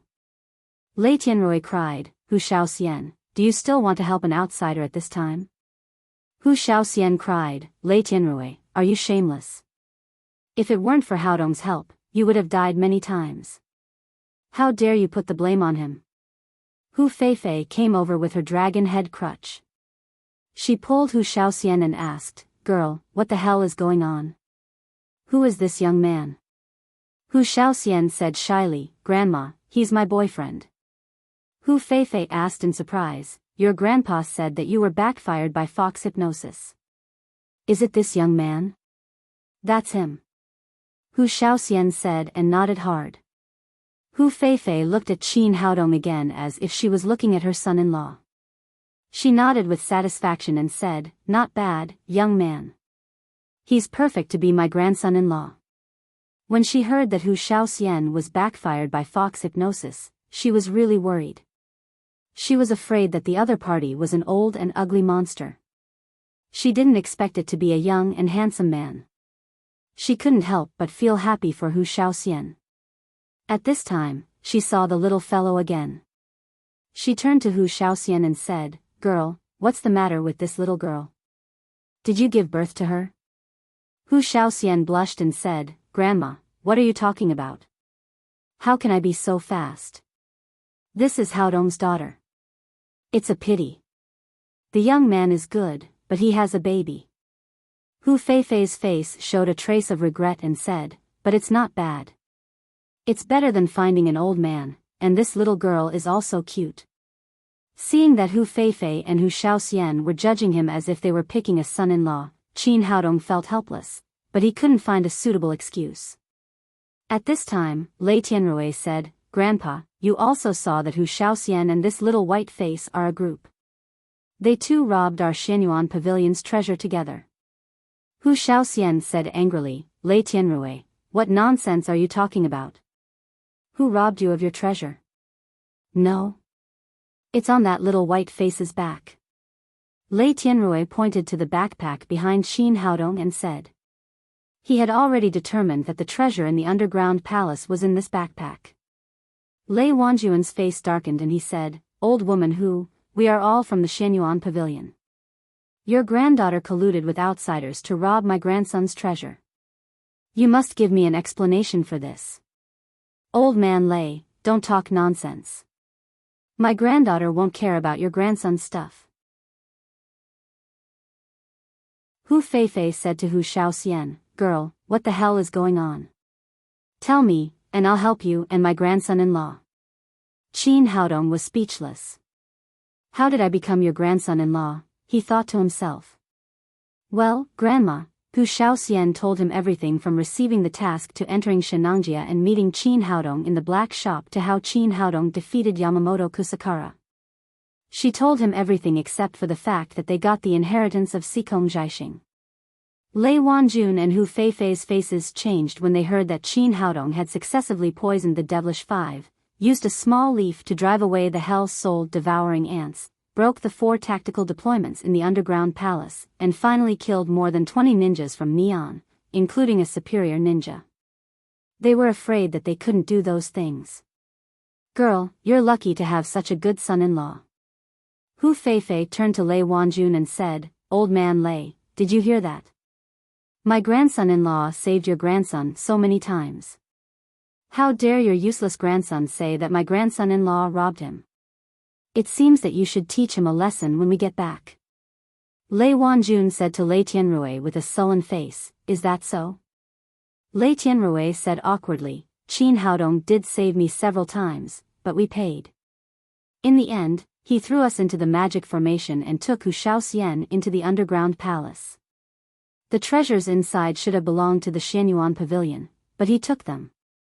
Lei Wanjun said to Hu Feifei, Old woman Hu, did you hear that? Although your grandson-in-law saved my grandson, that's business. Those treasures belong to the Xianyuan pavilion. We can't let him take them away alone. Seeing Lei Wanjuan's attitude, Qin Haodong knew why Lei Tianrui was so ungrateful. It turned out that it was passed down from his ancestors. According to common sense, Lei Tianrui should express his gratitude first after knowing that he had saved Lei Tianrui so many times. Instead of saying thanks, this guy kept asking for treasures. What treasure could be more important than his grandson's life? Hu Shaoxian said, Grandpa Lei, the underground palace is just the ruins of a predecessor. There's nothing in it except some elixirs. They saw it later, but there were no treasures. Lei Tianrui cried, don't quibble. The treasures are in the backpack on his back.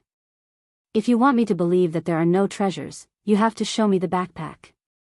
Hu Shaoxian said angrily, Lei Tianrui, can you be more shameless? You don't have the ability to enter the underground palace and you're so confident. Not to mention that Haodong didn't find anything, even if he did, it has nothing to do with you. He got in with his ability. The underground palace was left by Sidu Zhaixing. The treasures in it are ownerless. Whoever gets them can keep them. They don't belong to anyone. Hu Shaoxian, don't forget that you're also a member of the Xianyuan Pavilion. Lei Tianrui turned back and said to Lei Wanjun, Grandpa, you heard them. They're in cahoots. It's obvious that they're giving away the treasures of the Xianyuan Pavilion. Lei Wanjun waved his hand to shut him up. Then he said to Qin Haodong, Boy, although you're somewhat capable, the underground palace was discovered by the Xianyuan Pavilion. The treasures can't belong to you alone. How about this, you give me the backpack and I'll see what's in it. Then we'll redistribute it. Don't worry, with my seniority, I won't let you suffer any losses. Qin Haodong showed a trace of sarcasm on his face. It would be strange if he believed what Lei Tianrui and Lei Wanjun said. He said, there are only some personal belongings in the backpack. There's nothing else, so there's no need for you to check it. Lei Tianrui cried, it's not up to you to decide whether there are treasures or not. We'll know after we see it. Qin Haodong sneered and said, Who do you think you are? What qualifications do you have to see my backpack? Boy, you're too arrogant. After saying that, Lei Wanjun flew up like a big bird and reached for the backpack on Qin Haodong's back. His speed was extremely fast, and a strong pressure enveloped Qin Haodong. Qin Haodong's heart tightened. Although his cultivation had reached the 5th level of covert power, there was still a big gap between him and the 9th level of covert power. In the face of such a powerful attack, he could only avoid it first. At this moment, a figure flashed. Hu Feifei stood in front of Qin Haodong and raised her hand to take Lei Wanjun's palm. The two masters exchanged blows, and suddenly there was a kind of earth-shaking momentum. The strong airflow swept the fallen leaves on the ground and scattered them around wildly. Lei Wanjun and Hu Feifei were equal in strength. He was shaken by the palm and flew back. When his feet landed on the ground, he said angrily, Old woman Hu, are you going to protect him? Hu Feifei said, So what if I'm protecting him? As long as I'm here, you can't touch a finger of my grandson-in-law. Lei Wanjun cried, Old woman Hu, don't forget that you're also a member of the Xianyuan Pavilion. If you really cause the treasure to be lost, your old man won't be able to bear the blame when the pavilion master blames you. Hu Feifei's expression changed slightly, but she still said rudely, So what? I'll take care of it. Although his identity as the grandson-in-law was not confirmed, Qin Haodong still had a good impression of this old woman. He didn't want to bring trouble to Hu Shaoxian's family because of him. He said to Lei Wanjun, Old man, let me ask you something. What kind of organization is the Xianyuan Pavilion? Is it a gang of bandits?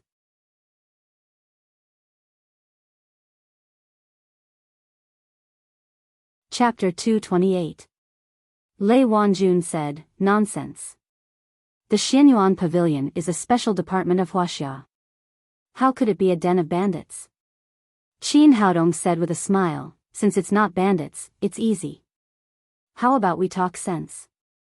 Sure, I'm the most reasonable person. That's easy.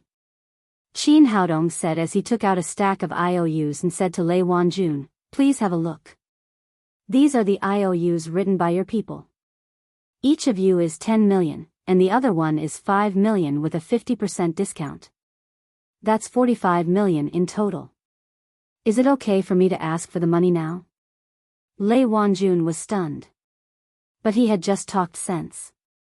As an elder of the Xian department of the Xianyuan pavilion, he couldn't go back on his word. He turned to Lei Tianrui and the others and asked, "Did you write these IOUs?" They looked at each other. It was written in black and white. They had to admit it. Besides, there was a witness, Hu Shaoxian. They had to admit it. "Grandpa, we wrote the IOUs." Lei Wanjun said, "Stop talking nonsense. Pay the money now." "Okay. I'll pay it back." Lei Tianrui didn't intend to pay the 10 million, but he didn't expect to find the IOUs after looking for the treasure. He had to take out his phone and pay the money.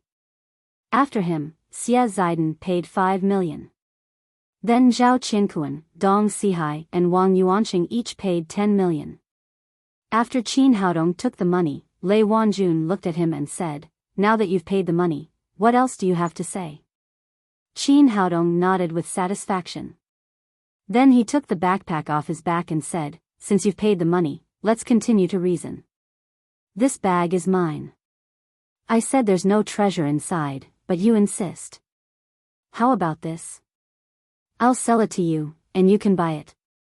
Whether there's treasure inside or not has nothing to do with me. This is a fair and just way, isn't it?" Well. Lei Wanjun wasn't sure what was in the bag. He looked back at Lei Tianrui. Lei Tianrui was sure that the treasure was in the bag. He said, "Okay. Tell me, how much do you want?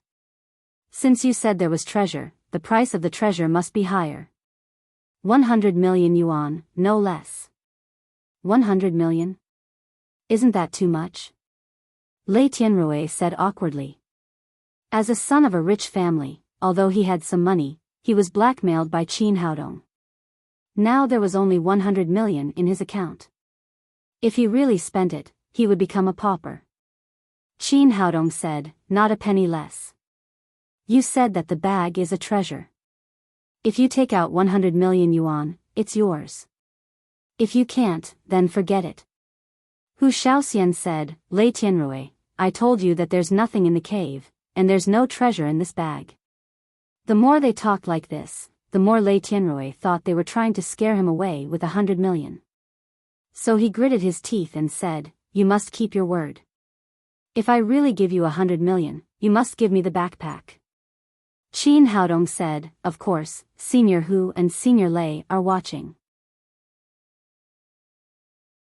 I always do business honestly.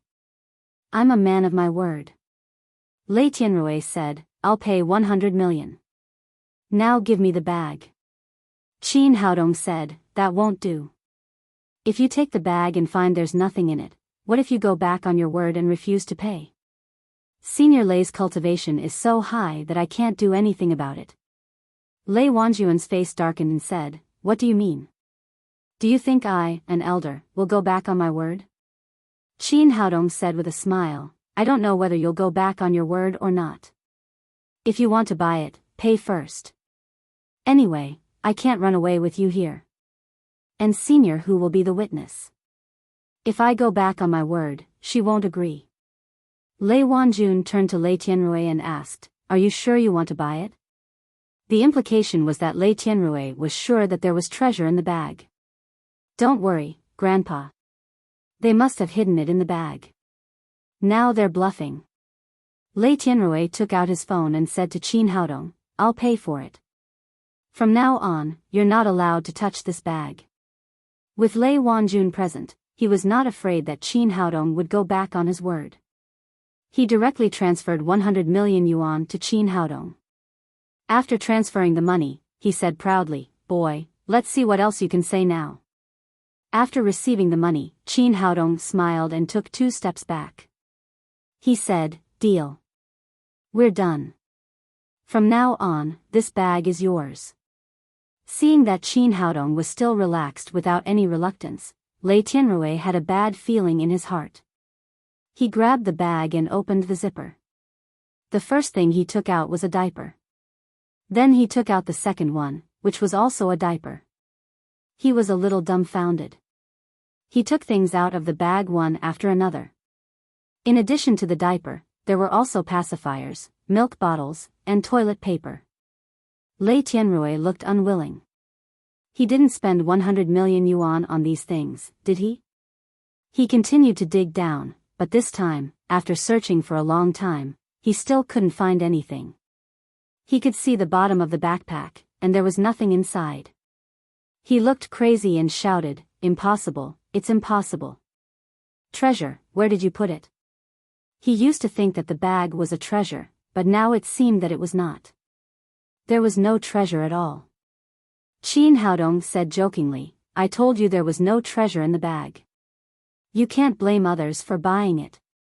Hu Shaoxian also said, "I told you there was nothing in the cave. How could there be treasure in the bag? That Japanese guy was an idiot, but you were also an idiot.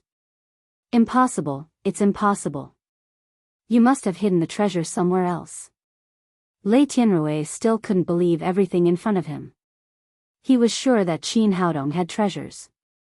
Qin Haodong smiled and said, "Well, I still have a shirt and a pair of pants with me. They may also have treasures. I'll sell them to you. This time we're old customers. How about 10 million for each?" Although Lei Tianrui was unwilling, he could also see that Qin Haodong's bag was empty. There was not even a piece of paper in it. How could there be treasures? Lei Wanjun knew that he had lost face this time. He had spent 100 million on a pile of diapers. It was impossible for him to go back on his words. Hu Feifei was standing next to him. Besides, he was the third elder of the Xian department of Xian Fate Pavilion. He couldn't go back on his words for such a small thing. He could only vent his anger on Lei Tianrui. He said angrily, "You useless thing. Don't make a fool of yourself here. Go back now." "Grandpa." Lei Tianrui wanted to say something, but he had nothing to say. He could only walk to the helicopter unwillingly. Qin Haodong shouted, "Hey, don't go. Take your bag. It cost 100 million. You can't lose it like this." Lei Tianrui stared at him angrily and turned around to get on the helicopter. "It's a good bag. It will pollute the environment. Since you don't want it, I'll take it." Qin Haodong took the bag with a playful face and put it on his shoulder again. He had made 100 million in just a few minutes. Even old Maldini couldn't make money so fast. Hu Shaoxian laughed. A bag sold for 100 million yuan. No luxury brand could compare with it. It was probably the most expensive bag in the world. Hu Feifei looked at Qin Haodong. The more she looked at him, the more she liked him. He was handsome and smart. She praised, "Good boy. Shaoxian has good taste. She chose you as her son-in-law." Grandma Hu, in fact, Shaoxian and I. Before Qin Haodong finished speaking, Hu Feifei said, "You don't have to explain. Although I'm a little old, I'm not backward in thinking. You young people can do whatever you want. I don't care if you live together before marriage or have sex alone in bed. I'll take care of my great-grandchildren when they are born." The old lady didn't give Qin Haodong a chance to explain. She turned around and got on the helicopter. Qin Haodong opened his mouth, but he couldn't say anything. The old lady seemed to have taken him as her grandson-in-law. Hu Shaoxian said, "Come with us, Haodong." "Forget it. If I get on the plane, I don't know how much the old man named Lei will charge me for the ticket." Qin Haodong said with a smile, "I'll walk back with you. It's a kind of experience. At the same time, I can collect more herbs. I'm going to refine medicine." These were his true thoughts. Shenangjia was an uninhabited place. Not only was there a wide variety of medicinal herbs, but they were also wild herbs that had grown for many years. Especially in the uninhabited area, he even saw many old herbs that were hundreds of years old. Now that the little fellow's flame had been upgraded, his cultivation had also been greatly improved. He could refine all kinds of pills, even the wall-breaking pill to break through the bottleneck of the Foundation realm. Hu Shaoxian took Qin Haodong's hand and said reluctantly, "Well, I won't accompany you. You must be careful with me. I have to report to my superiors because of this task. I'll go to Jiangnan City to see you when I'm done." Well, Qin Haodong wanted to refuse, but he felt that it was a little hurtful, so he didn't say it. The little fellow was very reluctant to leave Hu Shaoxian. She said, "Aunt Shaoxian, you have to come to see me soon. I'll miss you." "Okay, I'll be back soon." After saying that, Hu Shaoxian kissed the little fellow on the cheek, and then kissed Qin Haodong on the cheek. Then she turned around and got on the plane. Soon the door of the helicopter was closed. It rose into the air with the violent roar of the motor and flew into the distance. It slowly turned into a small black spot and finally disappeared from sight. Everyone was gone. Qin Haodong walked slowly through the forest with the little fellow, picking all kinds of spiritual herbs along the way. 3 days later, they walked out of Shenangjia and boarded the plane back to Jiangnan City. At the exit of the airport, a tall and beautiful woman with a voluptuous figure and incomparably charming curves was guarding the exit, constantly looking into the airport. The woman was so beautiful. Her delicate cheeks were flawless, attracting the attention of countless male creatures. Many people wanted to talk to her, but they retreated when they saw the bodyguards around her. "Brother Saber, haven't they arrived yet?" The beautiful woman was Lin Momo, who came to pick up the plane. She had never been separated from the little fellow for so long. Besides, she missed Qin Haodong so much that she had been looking forward to seeing him these days. Saber said, "Miss Lin, don't worry. They'll be here soon." Just then, a tender voice came from the airport, "Mom, I'm back." These days, the little fellow really missed her mother. She threw herself into Lin Momo's arms. "Mommy, I miss you so much." The little fellow kissed Lin Momo on the cheek. Lin Momo kissed the little fellow back a few times, then hugged her and threw herself into Qin Haodong's arms. She complained, "Why were you gone for so many days? I couldn't get through to you on the phone for a few days. I was scared to death." Qin Haodong kissed Lin Momo on the delicate cheek and said, "It's a bit complicated. Let's go home and talk."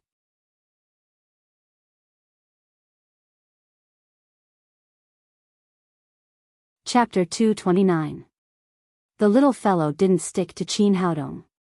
Instead, she stayed in Lin Momo's arms. The trip to Shenangjia lasted 10 days. She really missed her mother. The three of them walked out of the airport together. Lin Momo said to the little fellow, "Tang Tang, are you happy after going out with Dad for so long?" "Of course I'm happy. Papa and I saw leopards, tigers, bison, a lot of animals, and very powerful ants." The little fellow danced with joy and finally said excitedly, "Mama, I also learned a very powerful skill from Papa. Do you want me to show it to you?" "No, you can't." Qin Haodong knew that the little fellow wanted to show off the eyes of Phoenix. He was shocked. The fire released by the little fellow was close to the Samadhi real fire. It could burn the entire airport. He quickly stopped her and said, "Tang Tang, don't forget what I told you. You can't use fire in front of outsiders." "Oh. All right then," the little fellow said with some disappointment. Lin Momo also knew the seriousness of the matter. She also advised, "Tang Tang, I know you're very powerful, but you must listen to Dad. Don't let others know your ability. Otherwise, you'll be taken away as a monster. Then Mom and Dad won't be able to see you again." "I know," the little fellow said cleverly. Originally, she had learned the eyes of Phoenix and was eager to show it to her mother. Now that she heard that she might not see Dad and Mom again, she naturally gave up the idea. They went out of the airport and came to Lin Momo's motorcade. Qin Haodong asked Saber to spare a car and drove himself. Lin Momo and the little fellow sat in the passenger seat next to him. He did not choose the nearest road back to Jiangnan City. Instead, he chose the beautiful Binhai Avenue. The family of three chatted intimately while enjoying the beautiful scenery outside the window. In front of Chin Haodong's car, there was a pickup truck full of cardboard boxes. Because he was enjoying the scenery along the way, Chin Haodong did not rush to overtake it. He had been walking slowly behind the pickup truck. But after walking for a while, 3 black cars suddenly rushed up from behind and blocked the road in front of them, stopping the small truck. There was no way ahead. Chin Haodong's car also stopped behind the pickup truck. After the 3 cars stopped, 7 or 8 gangsters with steel pipes and knives jumped out immediately. After the yellow-haired gangster got out of the car, he pulled open the door of the pickup truck and dragged the driver out. The driver of the small truck turned out to be a young woman in her 20s. Although she was wearing a loose work uniform, it still could not hide her hot figure. Chin Haodong was slightly surprised. Generally speaking, women rarely drove trucks, but the driver was not only a woman, but also a very beautiful woman. After the hooligan pulled the woman out of the car, he grabbed her hair and began to punch and kick her. The little fellow also saw all this and shouted in the car, "Papa, look, the bad guys are bullying Auntie. Hurry up and help her." A large group of men bullied a woman. Of course, Chin Haodong could not ignore such a thing. Moreover, they were blocking his way. He opened the door and got out of the car, shouting to the gangsters, "Stop." A gangster looked back at Chin Haodong and shouted arrogantly, "Get out of here. How dare you meddle in everything? Are you tired of living? Be careful or I'll beat you up too." When Chin Haodong got out of the car, Saber and others naturally followed him. Seeing that a gangster dared to disrespect his boss, Saber immediately strode over. "Boy, don't come over, or I'll kill you," the gangster waved the dagger in his hand and shouted fiercely. But before he finished shouting, Saber kicked the dagger in his hand and then reached out to grab his hair and slapped him. The gangster's mouth was full of blood and his teeth fell. Seeing that his men were beaten, the yellow-haired gangster let go of the female driver and turned to Chin Haodong and shouted arrogantly, "Boy, don't think you're great just because you have some money. We're from Wilson Company. You can't afford to offend us. Listen to me and get out of here, or you'll have to bear the consequences." Chin Haodong touched his nose and turned to Lin Momo and said, "What does Wilson Company do? Is it so powerful?" Lin Momo said, "Wilson Company is a large multinational pharmaceutical company with a branch in Jiangnan. They have no business with our Lin's group. I don't know the specific situation. A pharmaceutical company had so many gangsters. It was not a good thing." Chin Haodong said to the yellow-haired gangster, "Let the woman go and get out of here." Seeing that Chin Haodong wanted to save the woman, the yellow-haired gangster's face changed and he shouted, "It seems that you don't want to live. You even dare to meddle in the affairs of Wilson Company." Then he waved his hand and shouted to the gangsters behind him, "Let's kill him together." Chin Haodong didn't know whether these gangsters had no brains or were used to being arrogant. They really rushed to Chin Haodong's side. Saber and the others naturally would not be polite to such people. They beat these gangsters up in a few moves. The yellow-haired gangster's arm was broken by the saber. Only then did he see the reality in front of him. He shouted to Chin Haodong, "Boy, wait and see. You won't have a good life if you offend our Wilson Company." After uttering these harsh words, he took his defeated subordinates to the car and ran away. The gangsters left. The female driver stood up from the ground, tidied her messy hair and said to Chin Haodong, "Little brother, thank you very much. Otherwise, I would have been finished today." Chin Haodong saw the woman's face clearly. She was really beautiful, but there was a trace of inextricable sadness between her eyebrows. He said, "It's a piece of cake. If you don't have anything to do, leave quickly. Otherwise, there will be trouble when those people come back. Little brother, thank you for saving me. Can you tell me your name and phone number? I'm in a hurry today. I'll invite you to dinner another day. My name is Chin Haodong." It's not a big deal. Chin Haodong could see that the woman's economic conditions were not well off. Otherwise, how could a woman's beautiful nature make her wear a work uniform? Goodbye, little brother. I'll see you another day.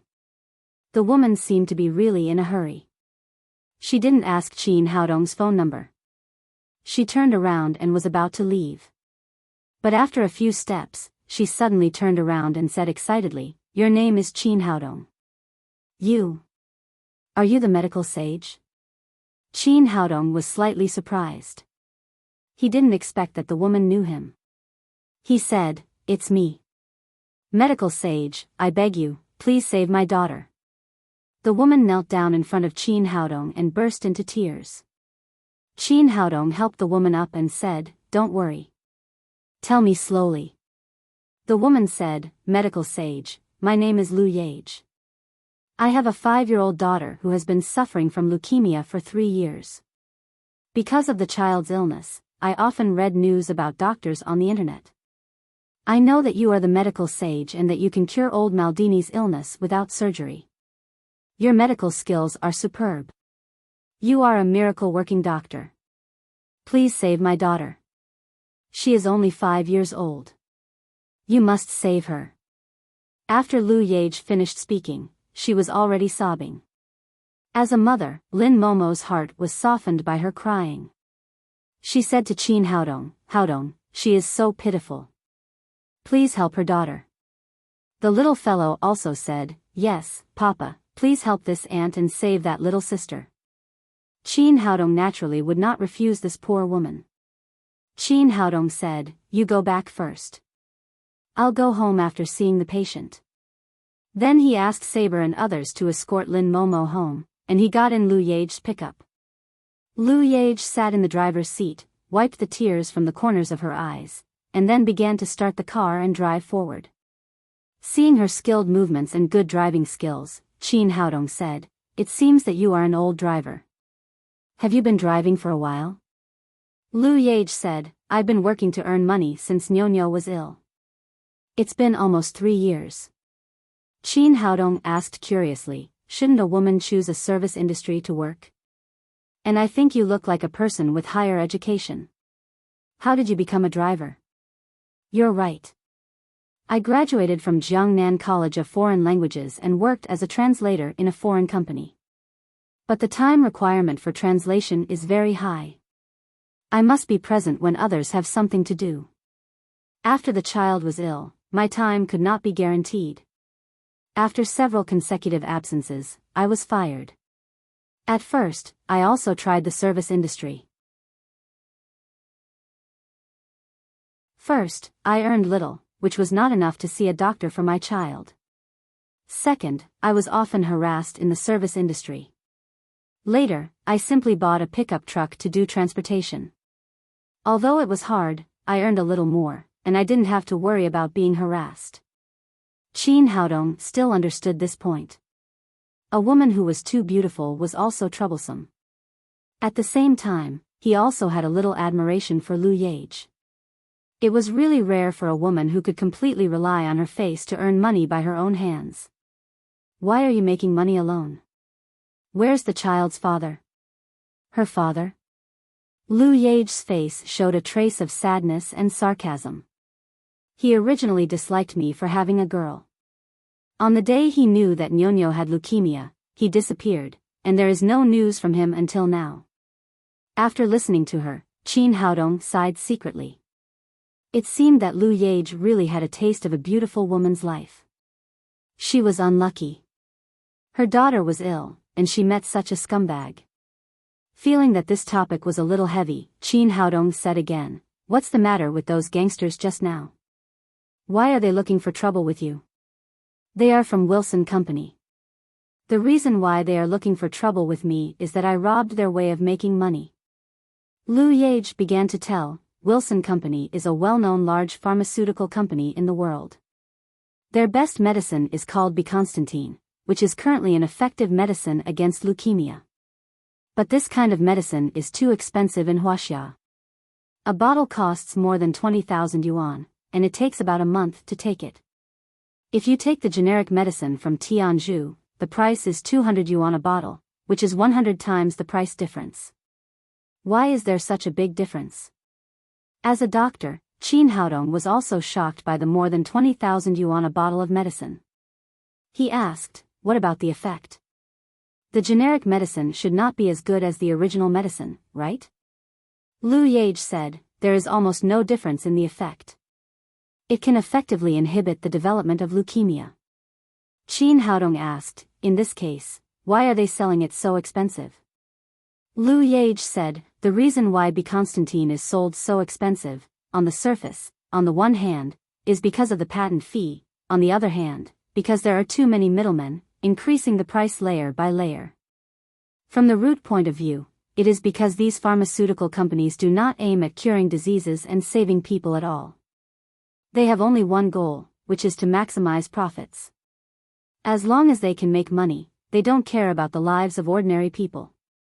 The cost of a bottle of medicine is less than 200 yuan, and they sell it for more than 20,000 yuan.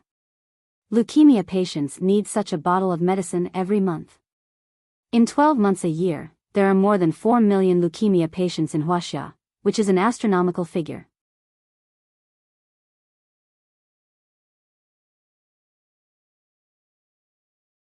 Chapter 230. Speaking of this, her face showed strong hatred. This is a life-saving medicine, but those black-hearted businessmen sell it so expensive. In order to cure the disease, I don't know how many families have been ruined. Those who have property sell their houses and land, and those who have no property can only wait to die. As a doctor, Qin Haodong naturally felt bad when he heard Lu Yage's complaint. He asked again, since Wilson Company is so profitable, why do they keep these gangsters? Because Wilson Company's medicine is too expensive, leukemia patients often go to their company to demonstrate and complain. The police can't do anything about these patients. They even sympathize with these patients and can't bear to drive them away. Huang Weili, the general manager of Jiangnan district of Wilson Company, is a mercenary villain. He never pays attention to the life and death of patients. At this time, he uses these gangsters to drive away the patients who demonstrate. These people are his thugs. Oh. Qin Haodong understood why a multinational group company would keep so many gangsters. He said, you haven't said why those gangsters came to you. Could it be that you brought the patients to a demonstration? No, they came to me because of the goods in my car. Lu Yage said, I graduated from Jiangnan Institute of Foreign Languages. I worked in Tianzhu for a period of time before I got married. I not only speak English well, but I am also familiar with Tianzhu. Recently, the family's money has been completely spent, and even the house has been sold, but I can't watch Nyonyo die like this. Later, I heard from my friends that the generic medicine in Tianzhu was very effective and cheap, so I bought some from Tianzhu. After trying it, it was really good. This time I found a sum of money, and then bought a large number of imitation Baikong Sting from Tianzhu. I want to take some back for my own use, and some for the sick patients. I will sell them at the original price for those who are in difficulty, and I will add a few hundred yuan for those who are in better condition. After all, Nyonyo and I also have to live. Qin Haodong asked, is this what you mean by robbing Wilson Company's source of money? Yes, if I sell a bottle of imitation medicine here, he will sell a bottle of genuine medicine less, and earn more than 20,000 yuan less. I don't know how, but Wilson Company got the news that I could buy generic drugs. First, they told me that as long as I didn't buy generic drugs from them, they could sell me genuine drugs at the price of 200 yuan. However, I couldn't just watch them die, so I refused. Later, they found a lot of hooligans to threaten me, but I didn't agree. Just now, these hooligans were able to find me. It seems that they wanted to kill me. If you hadn't arrived just in time, I might have been dead or crippled. At this point, Lu Yage couldn't help crying again. In fact, it doesn't matter if I die. It's a pity that Nyonyo is too young. How pitiful it would be to leave her alone in the world. Qin Haodong didn't feel good when he heard that. At the same time, he had a better impression of this woman. She could have gotten the genuine low-price medicine, but she was willing to risk her life to get the imitation medicine for other patients. Her kindness was really commendable. He patted Lu Yage on the shoulder and said, "Don't worry, I will cure your daughter."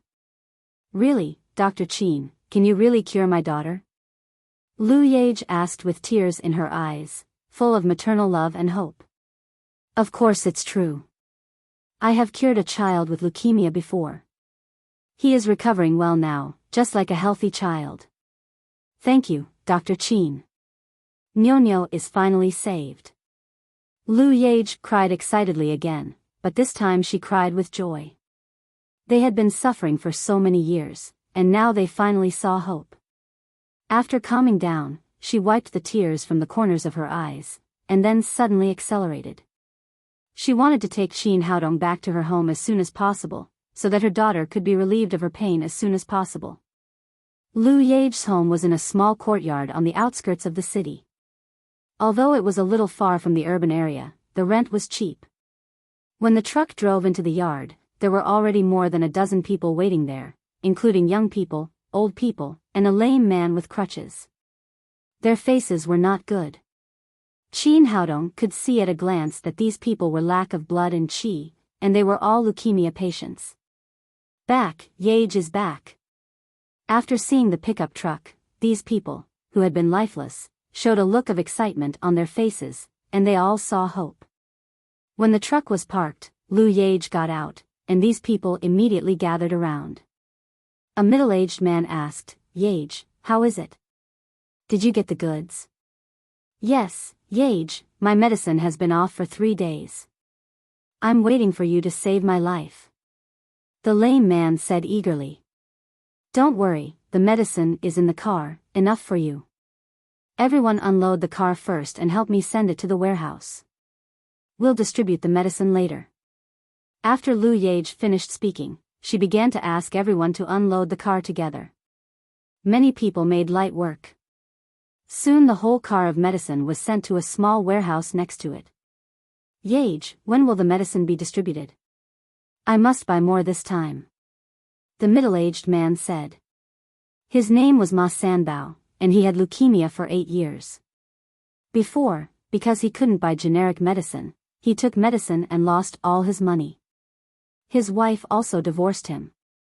Lu Yage said, "Brother Ma, wait a minute. I invited Dr. Qin today. He will treat Nyonyo." "Dr. Qin?" Ma Sanbao looked at Qin Haodong and said, "Yage, what kind of disease can such a young doctor cure? Don't be deceived, right?" Lu Yage said, "Brother Ma, haven't you seen the video on the internet? This is Qin Haodong, the medical sage of Jiangnan City. He once cured old Maldini's head tumor without surgery. Dr. Qin just told me that he can cure Nyonyo's leukemia." "Really? Can Dr. Qin cure leukemia? I've seen the video of Dr. Qin's treatment. He is really a magic doctor. Now we are saved. I don't know how much Dr. Qin's treatment costs. Can we afford it?" After learning Qin Haodong's identity, some people were full of hope, some people worried that the fee was too expensive, and some people began to doubt whether Qin Haodong could cure leukemia. After all, there were too many fake news now. Lu Yage trusted Qin Haodong very much. She opened the door and said, "Dr. Qin, please." Qin Haodong entered the room and saw a little girl of 4 or 5 years old sitting on the bed. Compared with children of the same age, she was much thinner. Her face was pale and bloodless, and there was no hair on her head. If she hadn't been wearing a small skirt, she couldn't even be seen as a girl. "Nyonyo, Mom is back." Lu Yage went over and held the little girl in her arms. Although her daughter was seriously ill and thin, her daughter was her world. "Mom." Nyonyo cried softly, and then buried her head in Lu Yage's arms. She was a little nervous when she saw Qin Haodong and others. Lu Yage comforted her, "Don't be afraid, Nyonyo. This is Uncle Qin. He is a very good doctor. He is here to treat Nyonyo." The little girl didn't seem to believe it and said, "Mom, is what you said true? I have seen many doctors before, but they can't cure Nyonyo's disease." Lu Yage said, "Of course it's true. Dr. Qin is different from other doctors. He is the medical sage. He will cure Nyonyo. Can Nyonyo grow long hair? Can she wear pigtails like other children? The little girl asked expectantly. Don't worry, it won't take long for Nyonyo to grow long hair. If she wants to wear pigtails, she can do it. If she wants to do a perm, she can do it. This time it was Chin Haodong who answered her. Nyonyo said, thank you, Uncle Chin. If I get better, I will dance for you. Chin Haodong said, Nyonyo is a good girl. Lie down now, and Uncle will start to treat you. Lu Yage took off Nyonyo's coat and let her lie on the bed. Chin Haodong opened the needle bag and took out the silver needles to treat Nyonyo. Looking at the shining silver needles in Chin Haodong's hand, Nyonyo was still a little scared and asked timidly, Uncle Chin, does it hurt? Chin Haodong shook his wrist, and 2 silver needles were pierced into the kidney acupoints on both sides of Nyonyo. Then he asked with a smile, now you know, does it hurt? After the silver needles entered her body, the greenwood genuine qi began to nourish the dried-up kidneys on both sides of Nyonyo, and immediately made her feel very comfortable. No, it doesn't hurt at all. It's very comfortable. Uncle, you are so powerful. It hurts when others give me acupuncture. Nyonyo said cheerfully, and the fear on her face had disappeared. Don't be nervous if you know it doesn't hurt. Uncle will continue to treat you. Chin Haodong said as he pierced the silver needles into Nyonyo's back one by one. Each silver needle began to tremble slightly, and the greenwood genuine qi was injected into Nyonyo's body along the silver needles. Ma Sanbao himself was not interested in traditional Chinese medicine. In addition, Chin Haodong was too young. In his opinion, he was a liar. However, Lu Yage believed in Chin Haodong. He just came to buy medicine. Naturally, it was not good for him to make decisions for Lu Yage. He could only watch, waiting for Chin Haodong's treatment to fail and stand up to expose the true face of the liar. But as time went by, Nyonyo's face was getting better and better, and her mental state was getting better and better.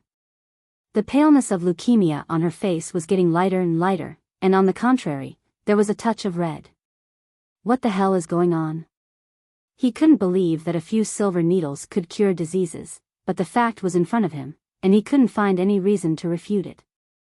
After Chin Haodong absorbed an upper-level spirit stone, he reached the 5th level of covert power. His cultivation was improved a lot than before. His genuine qi was sufficient, and the speed of treatment was also improved a lot. About 10 minutes later, he took back the silver needles and said, well, Nyonyo, get up and have a try. After he finished speaking, Nyonyo jumped up from the bed and shouted happily, Mom, I feel so comfortable. My whole body is full of strength. In fact, others could see that Nyonyo, who had been ill for 3 years, had an unprecedented ruddy face, and her mental state was very good. Seeing her daughter's appearance, Lu Yage was so excited that she shed tears, but she still couldn't believe it and said to Chin Haodong, Dr. Chin, is my daughter really cured? Chin Haodong said, strictly speaking, she is half cured. I have relieved her physical symptoms through acupuncture. From now on, she doesn't need to take medicine. But she has to wait for a while to recover. I will find some medicine for her in a few days, and then she can be completely cured.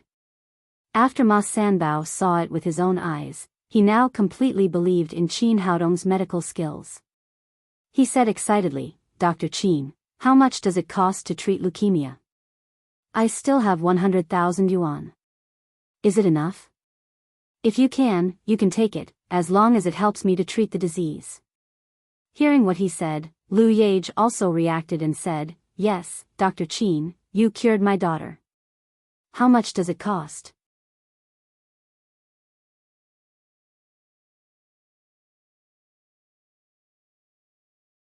Chapter 231.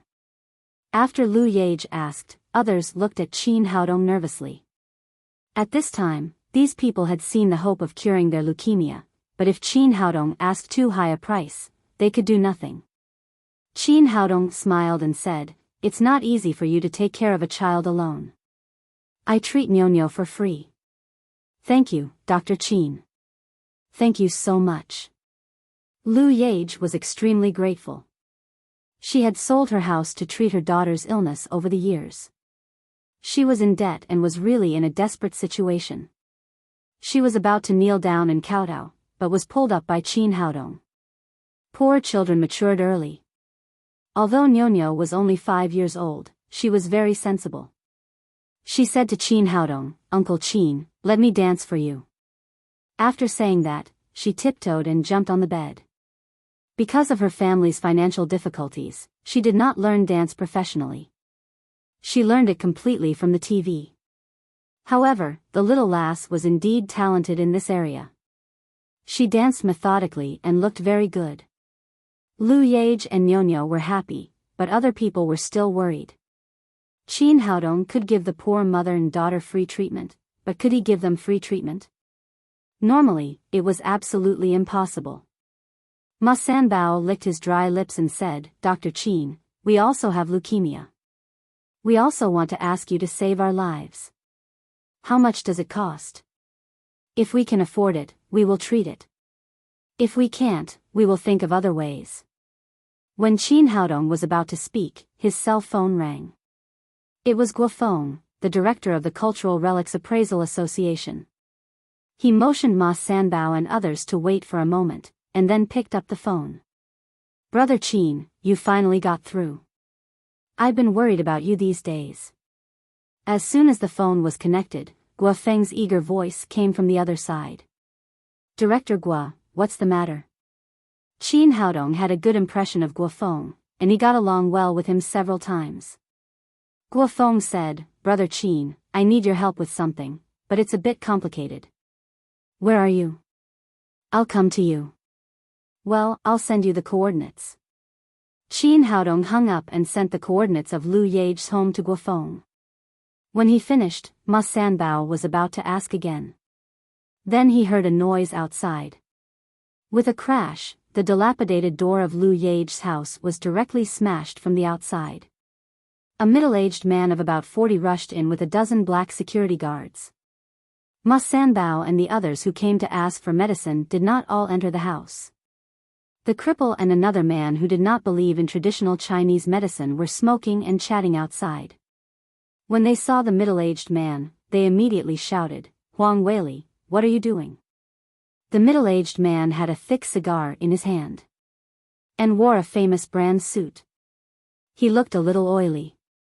He was Huang Weili, the general manager of Huang Weili.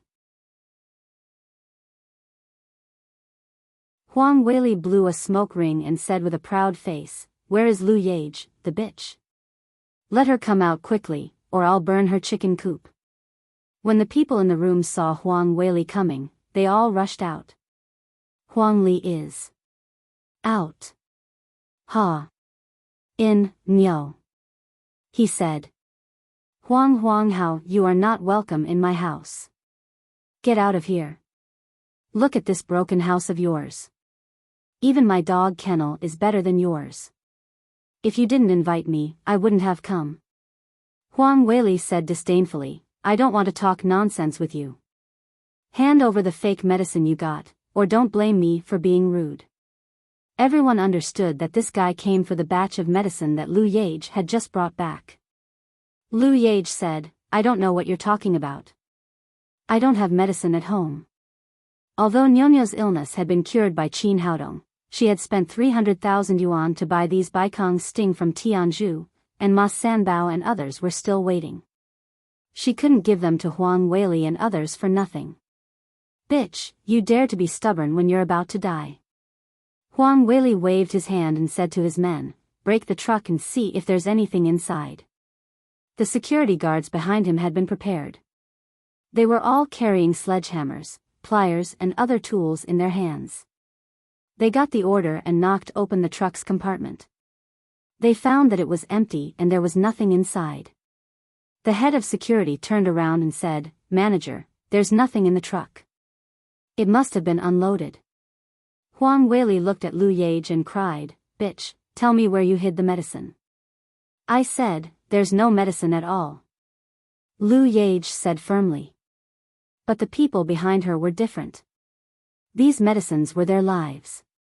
For fear of being taken away by Huang Weili, some people involuntarily looked at the warehouse next to them.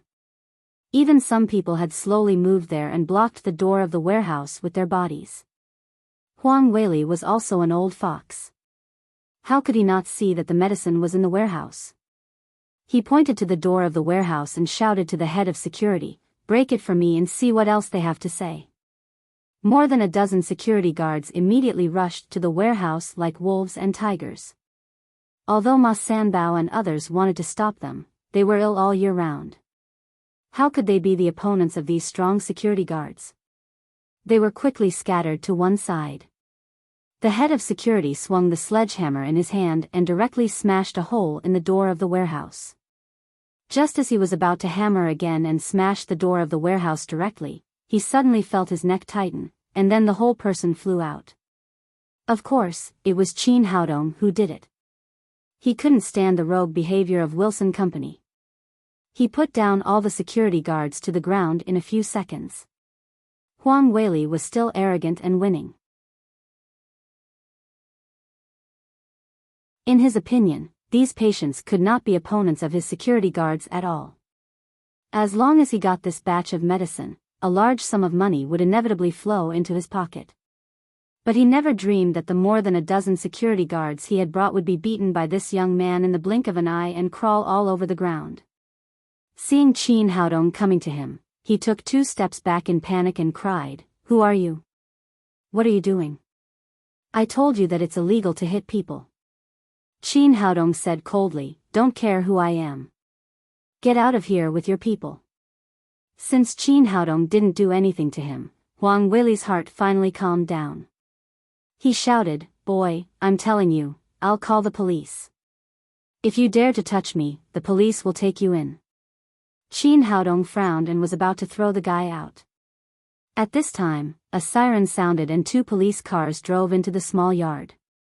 After the cars stopped, 6 or 7 policemen got out of the cars, led by Nailan Wuxia, the captain of the crime squad.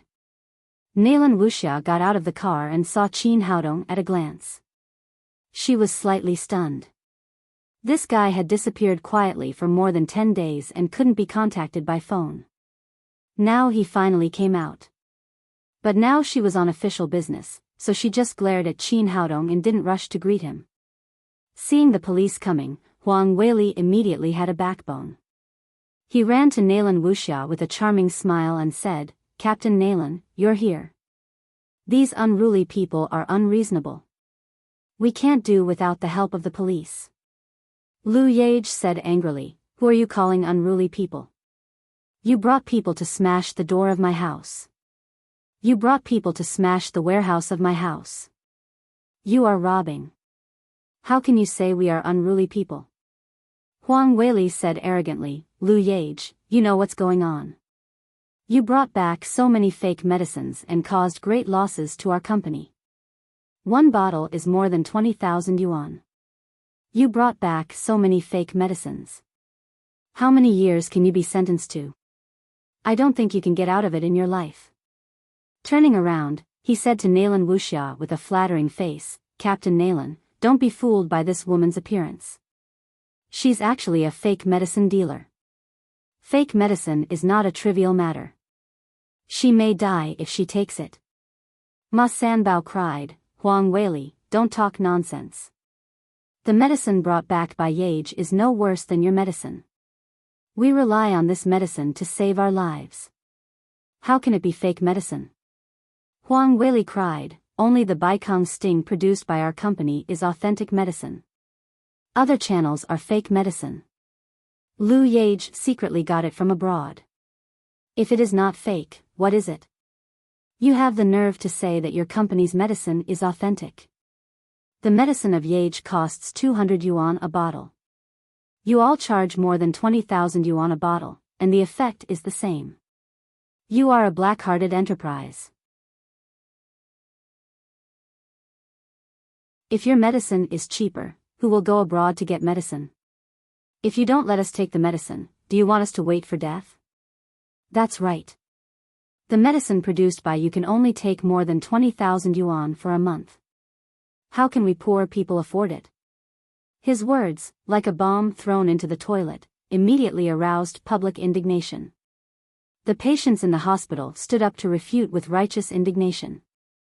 Huang Weili sneered and said, "Don't talk nonsense. If it is not our company's medicine, it is fake medicine. The patent of Baikong Sting belongs to our company. We can sell it for as much as we want. If you can afford it, you can eat it. If you can't afford it, don't eat it. Now society is like this. If you have money, you can live comfortably. If you don't have money, you can die. Who asked you to be poor? Bastard, I will fight with you. Even if I die, I will take you to hell with me." Ma Sanbao was completely irritated by Huang Weili. He roared and rushed to him. Nalan Wuxia reached out and stopped Ma Sanbao. Although she also hated Huang Weili's profit-seeking face, it was her duty after all. Moreover, the Municipal Bureau had held a special meeting on the Wilson Company's drug case, asking her to cooperate with Huang Weili to deal with the counterfeit drug case related to Baikong Sting. Huang Weili cried, "Captain Nalan, have you seen the faces of these unruly people? They don't have money to take medicine, but they are still so righteous. My men were injured by them just now, especially that little white face. We must catch him. And Lu Yage, who sold so many fake medicines, must bear legal responsibility." At this time, the faces of Lu Yage and others changed. Ma Sanbao and others were a little better. They were all leukemia patients. Generally speaking, they would not be arrested and sent to prison. But Lu Yage was different. She was a healthy person. If the fake medicine case was confirmed, the consequences would be unimaginable. It was likely that, as Huang Weili said, she would stay in prison for a lifetime. Qin Haodong glanced at him disdainfully, stepped forward and said, "Officer Nalan, these people broke into private houses. They not only smashed the door, but also smashed the door of a warehouse. I thought they were robbed, so I taught them a lesson. Should these people be arrested according to the law?" Huang Weili said, "Nonsense. We are official employees of Wilson Company. We are here to check fake medicine." Qin Haodong said, "Check fake medicine? We are in a private house. How can there be fake medicine? Do you want to deny it?" Huang Weili said arrogantly, "The fake medicine is in that warehouse. Our people can see it clearly. It's useless to deny it. Just wait to go to prison." He turned to Nalan Wuxia and said, "Captain Nalan, the fake medicine is in that warehouse. The evidence is conclusive. Hurry up and arrest them."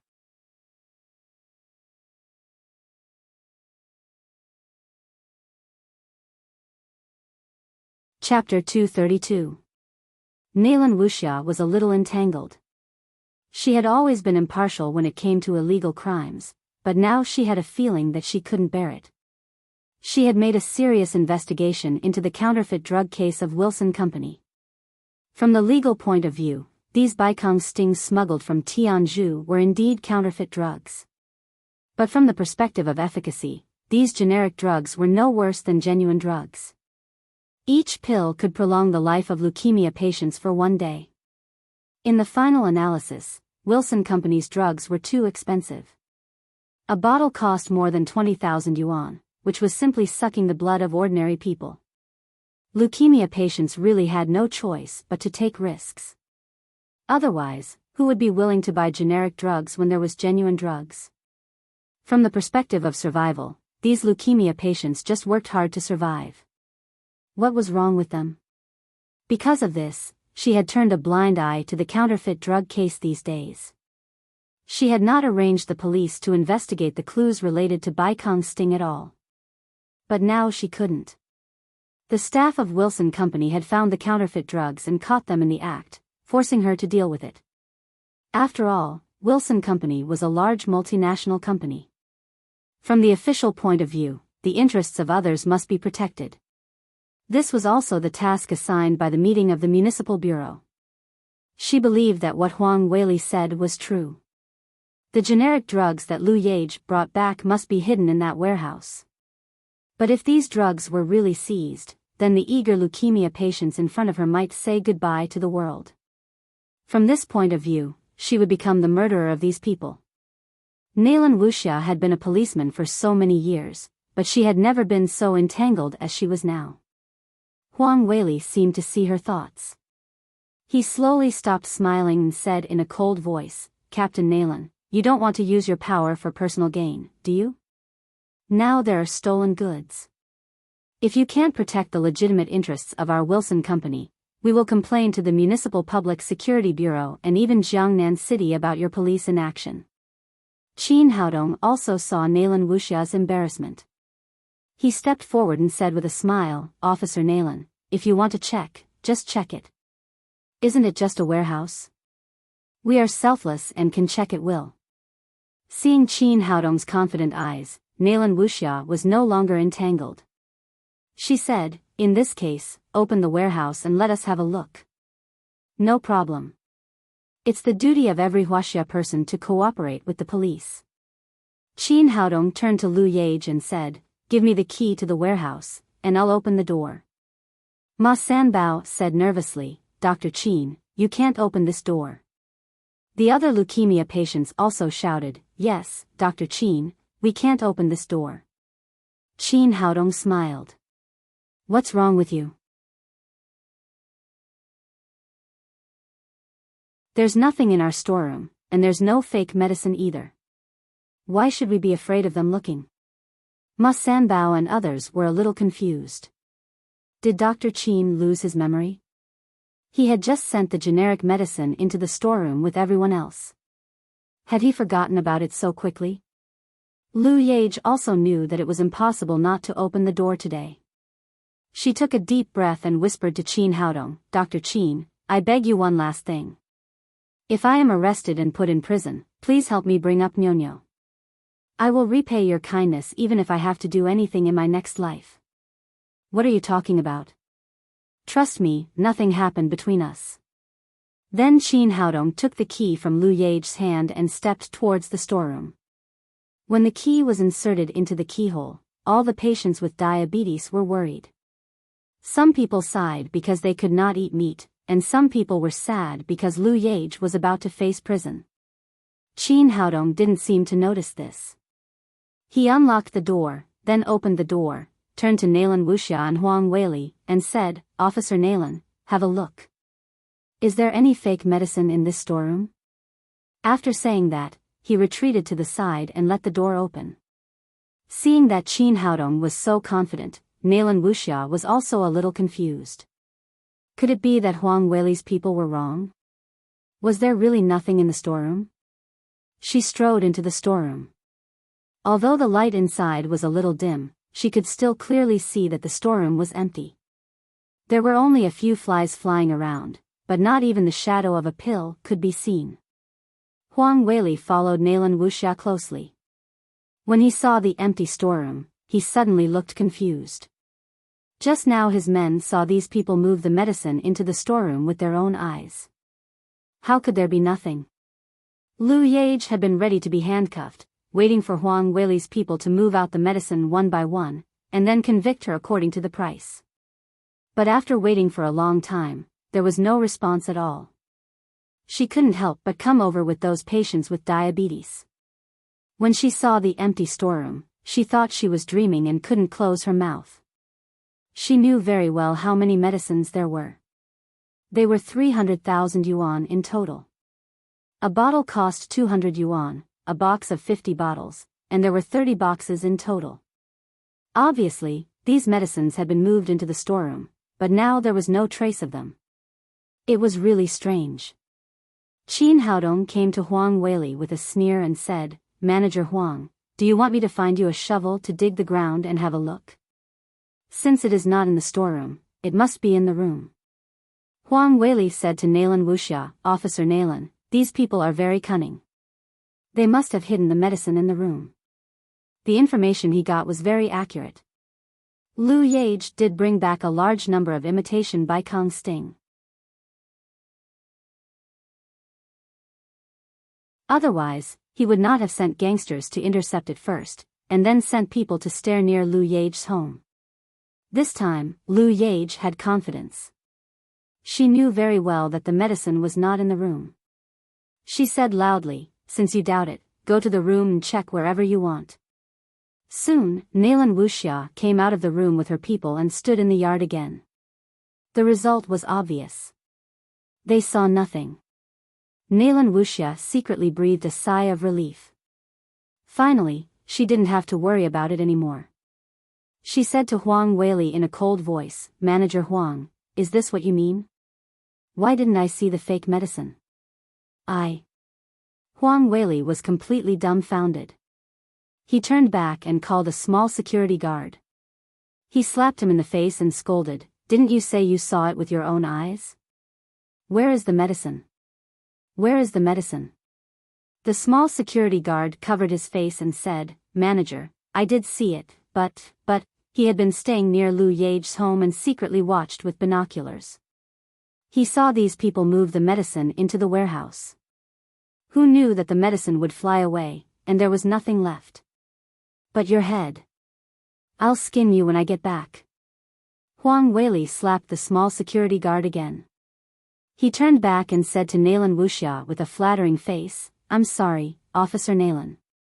My people made a mistake. It's a misunderstanding. It's all a misunderstanding. If there's nothing else, I'll go back first. Captain Nalan, don't worry. I'll deal with these guys when I go back." After that, he was about to leave with his people, but he was stopped by Qin Haodong. "Manager Huang, you come and go as you please. What do you think this is? A free market?" Huang Weili said, "I said it was a misunderstanding. What else do you want?" Qin Haodong said with a black face, "You broke into the house with your people. First, you smashed the door, and then you smashed the warehouse door. Do you think it's a misunderstanding? Today, you must apologize first and then compensate, or you can't go out of this door." Seeing the situation reversed, the leukemia patient standing behind Qin Haodong began to feel proud and shouted, "You must apologize and compensate for the loss." Thinking of Qin Haodong's terrible skills, Huang Weili took 2 steps back and said, "Boy, is Captain Nalan here? Don't tell me you want to hit me." "Of course not. Now it's a legal society. We do everything according to the law." Qin Haodong said to Nalan Wuxia, "Officer Nalan, it seems that Manager Huang is ignorant of the law. Please educate him. Is this behavior illegal? How should he be punished?" Seeing that Qin Haodong began to fight back, Nalan Wuxia felt happy. After all, she also hated Huang Weili's face. "You broke into other people's house without permission and caused property damage. If you reach an understanding, you can mediate. If you can't reach an understanding, you will be punished by administrative detention for 15 days. Qin Haodong smiled and said, "What do you think, manager? Do you want to go in for half a month?" The lame man, who had been following him, said with his mobile phone, "I have recorded everything Dr. Qin has done since they entered the door. When we upload it to the internet, I want to see where Wilson's company will put its face. How dare they call themselves a multinational company?" Huang Weili was a little dumbfounded. If he was really put in detention for half a month, and the reputation of Wilson's company was affected, then he would lose his hat as the person in charge of the Jiangnan area. One had to know that his current position had an annual salary of 1 million, and many people were eyeing him. If he could uncover the huge impact of the counterfeit medicine case, he would definitely be commended and rewarded handsomely by the higher-ups. The problem was that he had not found the counterfeit medicine yet, and if he tarnished the company's reputation, it would be troublesome. Thinking of this, he licked his dry lips and said to Nalan Wuxia, "Captain Nalan, our Wilson's company is a multinational company. Your police should give us protection and a good investment environment." Nalan Wuxia said with a cold face, "It's a great honor for me not to arrest you for making a false report out of nothing. And you have to know that Wilson's company is just an investor in Huaxia, not God or Emperor. It must strictly abide by the laws of Huaxia. If you can't reach a settlement with the victim, then I have no other way but to send you to detention according to the law. And I think this is your personal behavior, and it has nothing to do with Wilson's company." This, Huang Weili opened his mouth wide, but he couldn't say a word. He knew very well that if he was really detained, Wilson's company would not do anything for him. On the contrary, it would kick him out and change an agent to Jiangnan City. "Well, I accept the proposal. I apologize and compensate for the loss." Things had escalated to his golden rice bowl. Huang Weili could only put down his face and apologize to Qin Haodong, Lu Yage and others. As for the compensation, he didn't care about it. It was just 2 broken doors. How much money could it add up to? It was not as much as a meal for him. "I'm sorry, I was wrong this time." Huang Weili apologized to Qin Haodong and Lu Yage. Seeing that the black-hearted businessman finally bowed his head and admitted his mistake, there was a burst of applause in the yard. Everyone hated the mercenary Huang Weili. "How much are these 2 doors?" "Tell me, I'll pay for it." Huang Weili took his handbag and took out a stack of brand new Huaxia currency from it. Qin Haodong said to Lu Yage, "Tell me, how much do you want to lose?" "Manager Huang has plenty of money. Just tell me."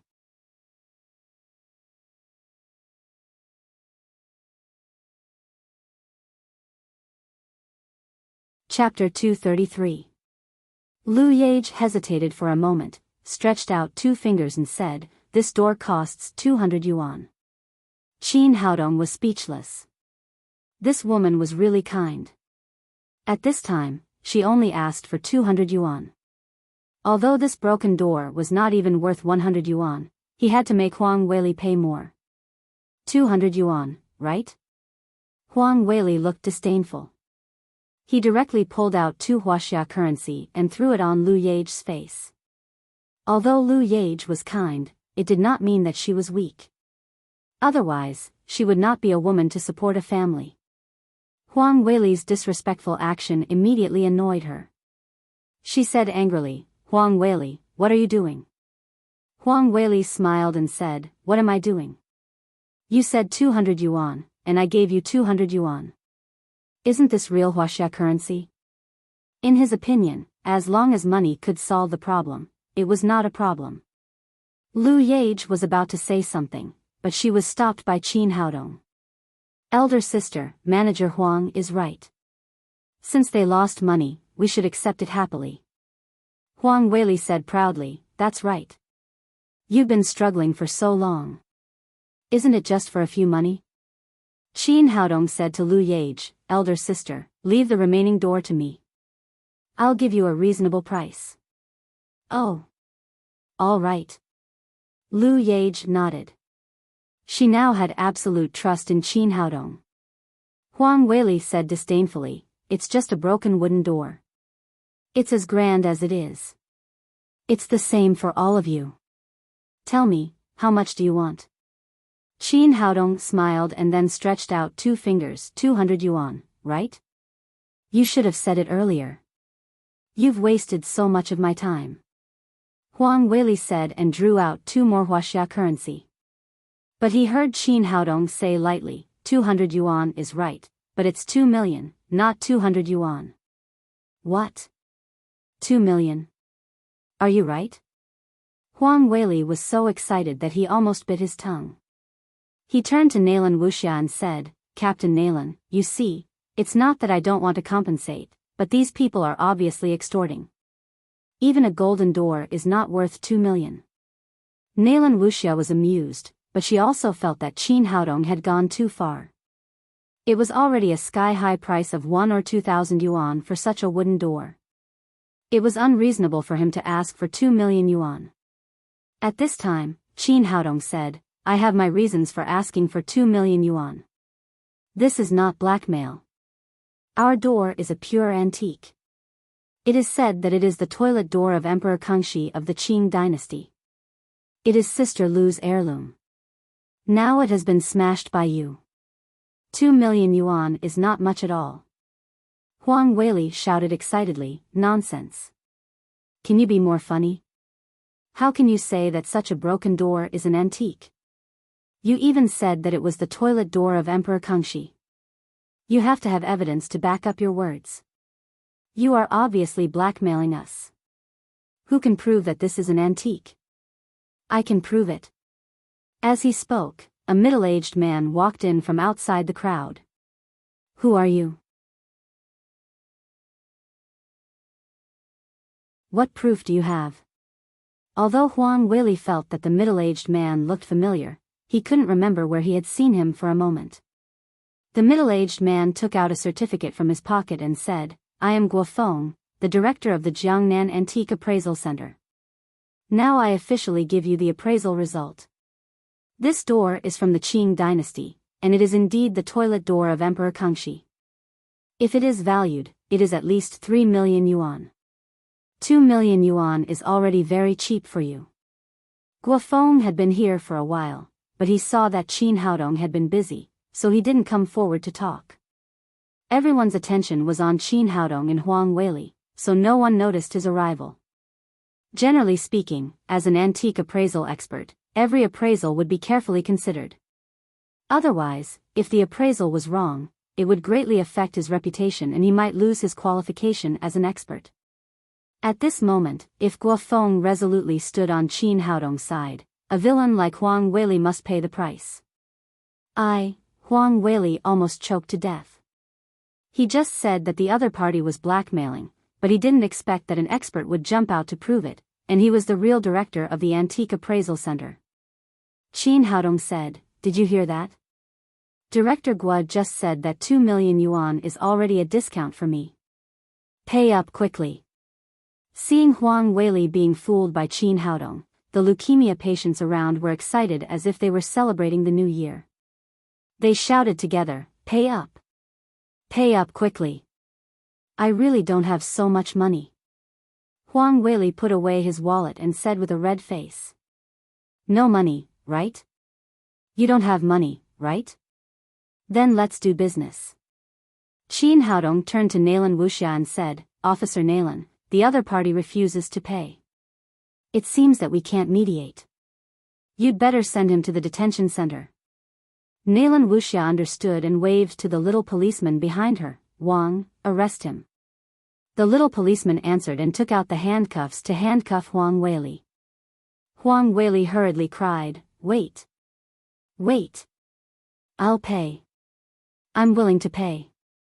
Although 2 million yuan was a little more, a golden job with an annual salary of 1 million yuan was more important.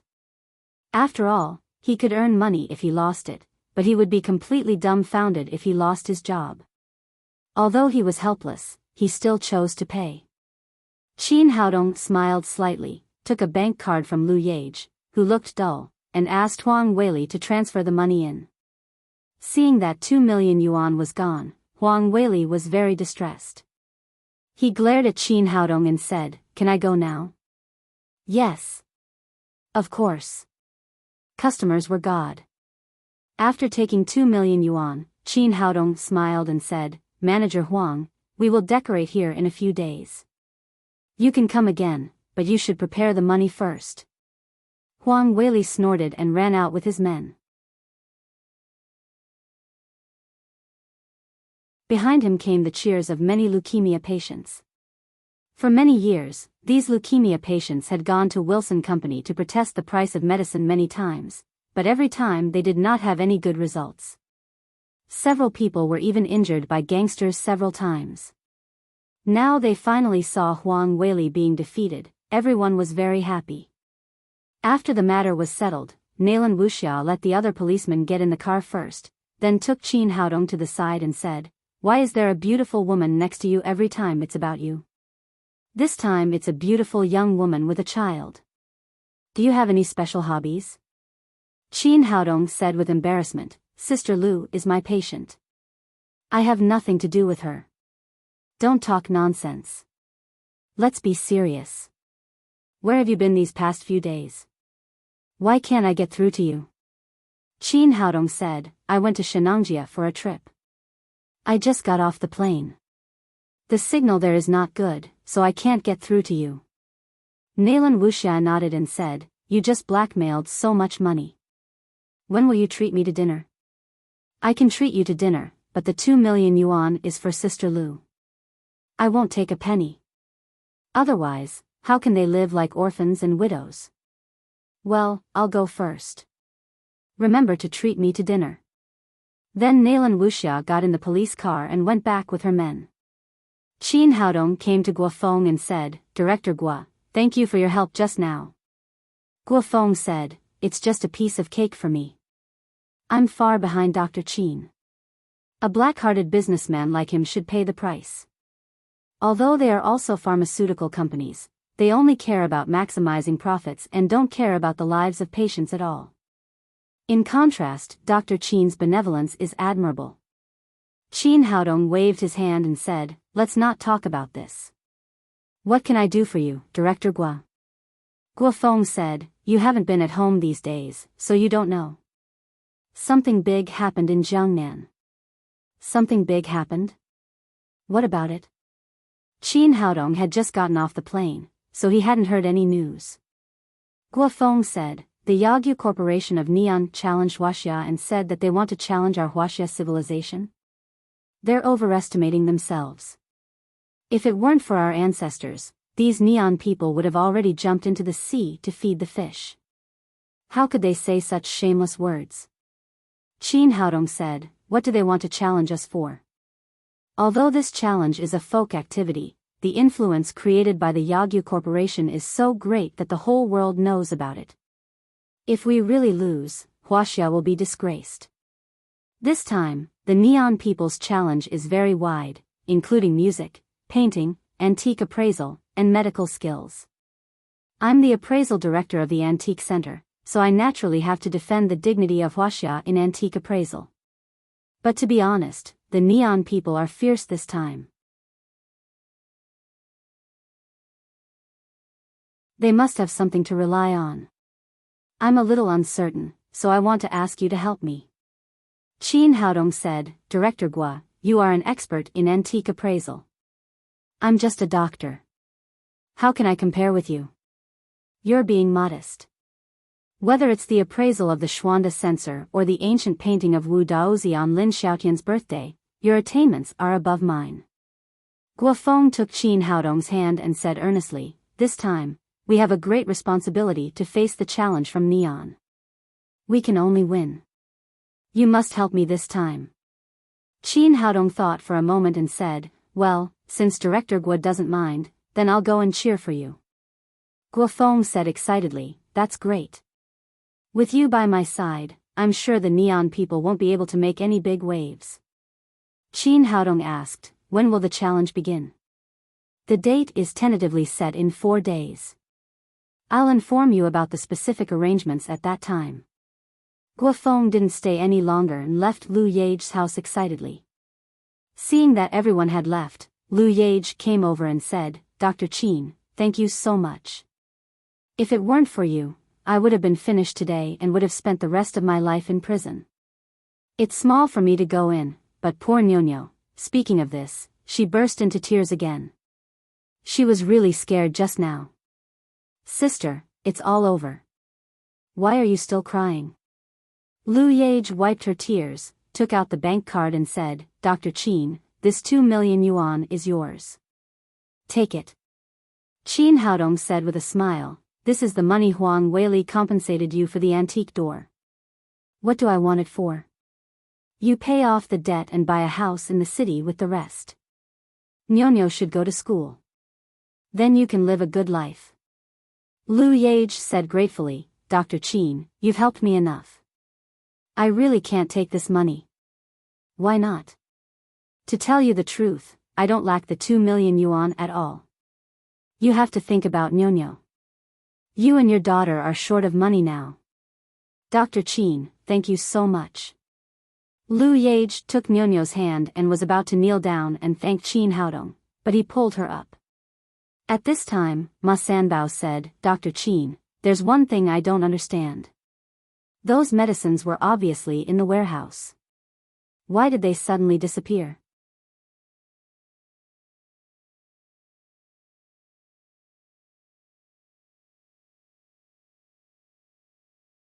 Chapter 234. After Ma Sanbao finished speaking, everyone's eyes were focused on Qin Haodong. This was also their question. They didn't know how Qin Haodong did it. A warehouse full of medicine was gone just like that. Qin Haodong said, "I don't know if you have heard of David Copperfield, the famous magician of M country?" Some of the people present knew and some didn't. A young patient said, "I know. David Copperfield is known as the greatest magician in the world. He once made a 7-ton plane, a 70-ton train, and the Statue of Liberty disappear in public." Qin Haodong said, "Everyone knows the principle of magic. It's a kind of camouflage. The things are still there, but people can't see them. I just used the same method as him. I just used a magic camouflage. The medicine is actually still piled up there, but they can't see it." "Really? Let's go and see." Ma Sanbao and the others returned to the warehouse and saw 30 boxes of medicine in good condition. He turned back and said with admiration, "Dr. Qin, you are so amazing. Not only are you skilled in medicine, but you are also a master of magic." Qin Haodong smiled and said nothing. Of course, he didn't know any magic. He just put the medicine into the storage ring and then sent it back. He said to Lu Yage, "You can give these medicines to everyone for free, and don't smuggle these things from Tianzhu in the future. It's illegal." "I see. Dr. Qin, I'll listen to you." Lu Yage had just got 2 million yuan, so she didn't care about the cost of these medicines. After listening to the conversation between the two people, Ma Sanbao's heart sank. Although he could get the medicine for free this time, what about the future? These medicines had a shelf life. It was useless to take too much. When the medicine was finished, would they go to Wilson Company to buy a bottle of medicine that cost more than 20,000 yuan? They didn't have this kind of spending power at all. He thought of the question just now and asked again, "Dr. Qin, can you cure our disease?" Qin Haodong said, "Leukemia can be cured with acupuncture, but only I can use this acupuncture method. But there are too many of you. There are more than 4 million leukemia patients in Huaxia. I can't cure them even if I have 1,000 hands." When he said this, the leukemia patients in the hospital all looked disappointed. Seeing everyone's mood, Qin Haodong smiled and said, "Don't be disappointed. Give me 2 days. I'll go back and make the medicine that can cure leukemia. By then, not only will everyone be cured, but all leukemia patients in Huaxia will also have hope." Ma Sanbao was delighted at first, and then he asked, "Dr. Qin, will this work? Can you really develop a cure for leukemia?" "Of course it's true. There's no need for me to lie to you. Moreover, I promise you that if I can't develop this medicine, I'll treat your illness with acupuncture. Long live. Long live Dr. Qin. Long live the medical sage." The patients in the small courtyard immediately cheered. "Well, let's hurry up and leave with the medicine. These things are illegal. Go back and leave what you eat, and then share it with others. Don't let those people from Wilson Company find out." After Qin Haodong finished speaking, he and Lu Yage distributed the medicine in the warehouse to everyone. After everyone left, Lu Yage looked at the young man who had created a miracle in front of her and asked, "Dr. Qin, can you really develop a cure for leukemia completely?" "Why, you don't believe me?" Qin Haodong asked. "Yes, I certainly believe Dr. Qin." Lu Yage said excitedly, "There are more than 4 million leukemia patients in Huaxia. If you can really develop a cure for leukemia completely, it will absolutely be a great contribution." Qin Haodong said, "In fact, I can make a cure for leukemia now, but the materials needed are too precious and the cost is too high, so I have to study and find some cheap medicinal materials to make substitutes, so that it can be completely popularized in Huaxia." The medicine he mentioned that could cure leukemia was called the blood revival elixir, which had a miraculous effect on treating blood diseases. It was also a rare top-grade medicine in the cultivation world. With his current cultivation and the little fellow's eyes of phoenix, he was fully capable of refining the blood revival elixir. Unfortunately, the medicinal materials needed for the blood revival elixir were too precious. Moreover, it was overkill to treat leukemia with the efficacy of the blood revival elixir, so he had to improve the prescription and find substitutes. It was already evening when he returned to Lin's villa after saying goodbye to Lu Yage. As soon as he entered the door, two huge white shadows suddenly rushed over. Qin Haodong stretched out his hands and held them in his arms. They were Dumao and Ermao. Soon after these two snow mastiffs were born, Qin Haodong used the marrow cleansing elixir to clean their hair and marrow, so they grew much faster than other dogs. Before going out this time, he gave the two snow mastiffs a newly refined spirit culturing elixir. Now it seemed that the effect was surprisingly good. Although they had just been a month old, Dumao and Ermao were no smaller than their parents. They looked like two mighty and majestic cubs. After playing with Dumao and Ermao for a while, Qin Haodong walked into the living room, where his family was waiting for him to eat. At this time, Lin Ziyuan had completely regarded Qin Haodong as his son-in-law. After chatting with him for a while, he said, "Haodong, I don't think you need to go to school anymore. It's better to come directly to the group to help Momo, so that she won't be too busy." Qin Haodong said, "Uncle Lin, I'm just a doctor. I'm not interested in other things. Momo can find a few more assistants. There's no need to go to school to be a doctor." With your medical skills, I don't think the teachers in the college are as good as you. Why don't you come back directly and I'll open a clinic for you? Lin Ziyuan seemed to be anxious to bring Qin Haodong into the Lin family so that he and Lin Momo could settle their affairs. Qin Haodong said with a smile, "I'll think about it." He had his own ideas in his heart. He wanted to open a clinic by himself. Although he had the potential to be a gigolo, he still had to earn his own living. After dinner, he and Lin Momo played with the little fellow for a while, and then returned to his room early. The little fellow played wildly all day and fell asleep soon after lying on the bed. Seeing his daughter asleep, Qin Haodong hugged Lin Momo and kissed her fiercely. After a while, Lin Momo leaned into Qin Haodong's arms and said, "How was your trip to Shenangjia this time? What did you get? Tell me about it. It's a big harvest. My cultivation finally broke through the bottleneck of the qi refining stage and reached the foundation establishment stage. Tang Tang also got the eyes of Phoenix of Yuan sect, and she is more proficient in controlling fire." Qin Haodong said and told Lin Momo everything they had experienced in Shenangjia, bit by bit. After all, Lin Momo was an ordinary person. When she heard that they first encountered the devilish five and then encountered the fierce hell soul-devouring ants, although she knew that they were safe and sound, she still screamed again and again. After all, she patted her bulging chest and said, "I didn't expect you to experience so many dangers in just a few days. It's really scary." Qin Haodong grabbed her hand and comforted her, "It's okay. It's more scary than dangerous. After experiencing these things, our daughter has grown up a lot. But I'm still a little worried. Tang Tang is still so young. I'm afraid that something might happen to her." From a maternal point of view, Lin Momo was still very worried about the safety of the little fellow. Qin Haodong said, "Our daughter has the Suzaku sacred body. She is destined to be extraordinary in this life. Now give her proper training, and she will have better development in the future."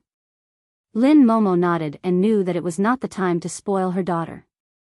After a pause, she asked again, "Is the story about Senior Sikong Jiaxing you told me true? Is the rise and fall of the Qing dynasty related to the Holy Dragon formation? I guess it should be true.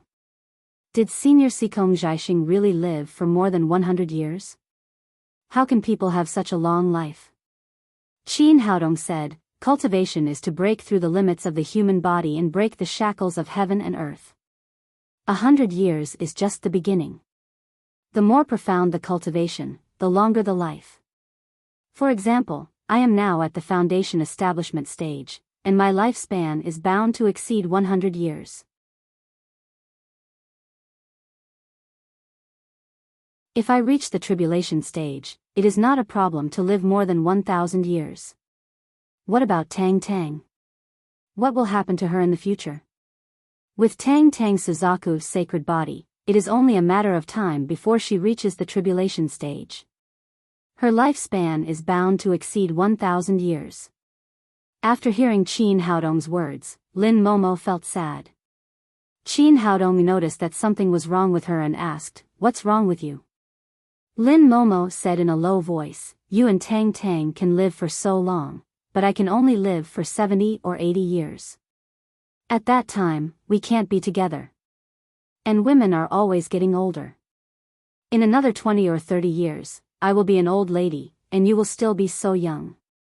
At that time, I will not be worthy of you at all."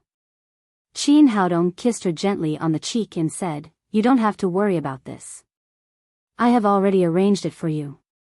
After a while, as long as I form the gold core, I will take you with me to cultivate. Our family of 3 will be together forever." Qin Haodong had indeed prepared for this. Lin Momo was just an ordinary person, and she did not have the special constitution of Qi Wan, and Ma Wenjue. It was a little too late for her to cultivate at this age. If she forced herself to cultivate, even if she could enter the threshold of cultivation, she would not go too far in the future. In this case, the best way was enlightenment. As long as he could restore his cultivation to the gold core realm, he could use his unique secret method to enlighten Lin Momo. At that time, not only could she set foot on the road of cultivation, but she could also suddenly have the cultivation that others could not have in their lifetime. "Really? You are not lying to me, are you?" Lin Momo said excitedly. "Of course not, and I will tell you a secret then." Qin Haodong had already thought about it. As long as he succeeded in enlightening Lin Momo, he would tell her the secret of his reincarnation. "What secret? Can't you tell me now?" "Not now." Qin Haodong kissed Lin Momo's cheek again and said, "That's all in the future. Now, I have something to discuss with you." "What is it?" "Tell me." Qin Haodong said, "I want to set up a pharmaceutical company. I want you to help me find a suitable land and calculate how much startup capital I need." Lin Momo asked in surprise, "Set up a pharmaceutical company? It's not a trivial matter. Why do you suddenly have such an idea?" Qin Haodong told her what happened to Lu Yage and her daughter and said, "In order to make money, those black-hearted pharmaceutical companies sell life-saving drugs at sky-high prices. As a doctor, I can't sit back and do nothing. I'm going to develop a new drug that can treat leukemia. After mass production, it will be pushed to the whole Chinese market. I can't do it alone. I need a company to support me. When I cure all leukemia in the whole Chinese market, I want to see how they can make black-hearted money." "What?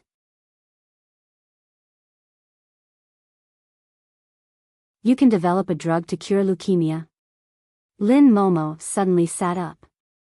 As the head of Lin's group, she immediately realized the huge business opportunities in this matter.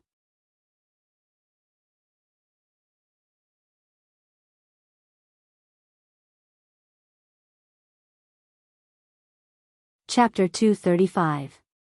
Qin Haodong said, "I have an elixir formula that can cure leukemia.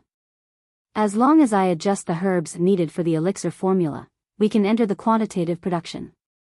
Lin Momo's eyes lit up and she said, "How about we cooperate together? You buy shares with your technology, and our Lin's group invests. We can set up a large pharmaceutical company together." As the head of Lin's group, she had long realized that the business model based on the jade industry was too simple. She wanted to expand the field of investment. If she could really develop a drug that could cure leukemia completely, it would definitely be a good deal with low capital and great profits. That was why she was so tempted. Cooperation? Never thought about it. I just want to set up a pharmaceutical company. It's not easy to set up a large pharmaceutical company. First of all, the investment will be as high as billions, plus the factory, production line, management personnel, sales channels, and so on. Are you ready for all these? Well, not yet. Qin Haodong was not particularly good at business management. All he had now was a prototype of an idea and an elixir formula. Lin Momo said excitedly, "So, a joint venture is the best channel. You take out the elixir formula and leave the rest to our Lin's group. This is absolutely a win-win situation for both of us." Qin Haodong looked at her and said, "Are you my woman or the president of Lin's group?" Lin Momo hugged his neck and said coquettishly, "There's no contradiction. The money earned by Lin's group is all ours." Qin Haodong thought about it. Now that Lin Momo was the only heir of Lin's group, he was not too resistant to a joint venture.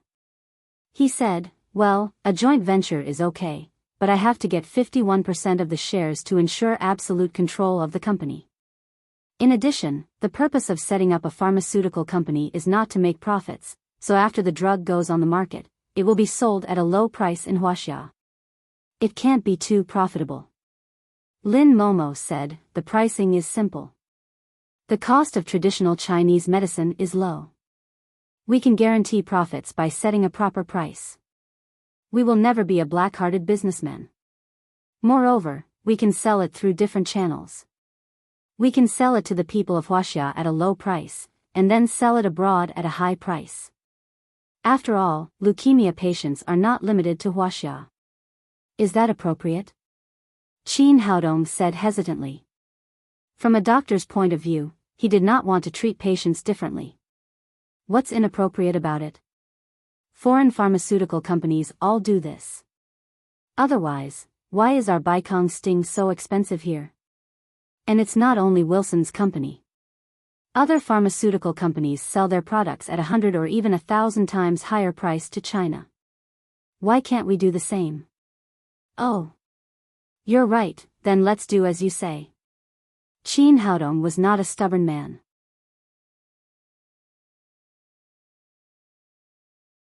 He could not turn around and send a big cake to the other party when they were trying to trick him. Lin Momo continued, "But the shares are a bit troublesome. According to the market practice, if you only invest in technology, the shares you control should be between 30% and 40%. It will be difficult to have absolute control, and the board of directors will certainly find it difficult to agree." Qin Haodong said, "Absolute control is my bottom line. You can find someone to calculate the amount of investment first. In addition to technology, I can also invest a sum of money." He was very clear about the value of the medicine that could cure leukemia.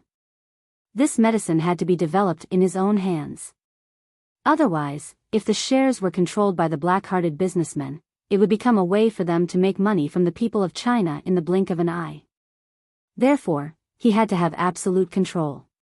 Lin Momo said, "That's good. Today, I'll ask my team to make an investment plan. Then we'll discuss the shares. The most important thing is for you to develop the prescription." After the discussion, they hugged each other and fell asleep.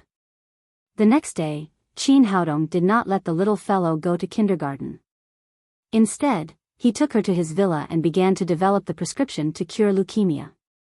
As Emperor Green would, he had an extreme understanding of the medicinal properties of Chinese herbs.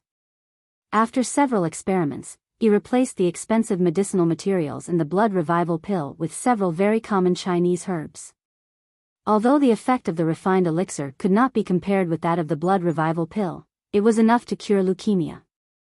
In order to facilitate quantitative production, Qin Haodong changed the form of the medicine into a medicinal liquid. As long as the original liquid was refined by him, it could be sold on the market after rough processing. Since both the medicinal properties and the form had changed, it could no longer be called the blood revival pill. Qin Haodong thought about it and named it the blood revival oral liquid. After everything was done, he took out the 9-dragon furnace and began to refine the medicine with the little fellow. Half an hour later, a pot of emerald green blood revival oral liquid was fresh out of the furnace. Qin Haodong tried the medicinal properties and nodded with satisfaction. He took out the prepared glassware and put it in. After putting away the blood revival oral liquid, Qin Haodong and the little fellow did not stop. They began to refine today's highlights, the foundation building pill and the energy enhancing pill. With the foundation building pill, it would not be difficult to go from the obvious strength to the inward strength. His subordinates, the divine mercenaries and the daddy security company, could easily break through the bottleneck of the obvious strength and become masters of the inward strength.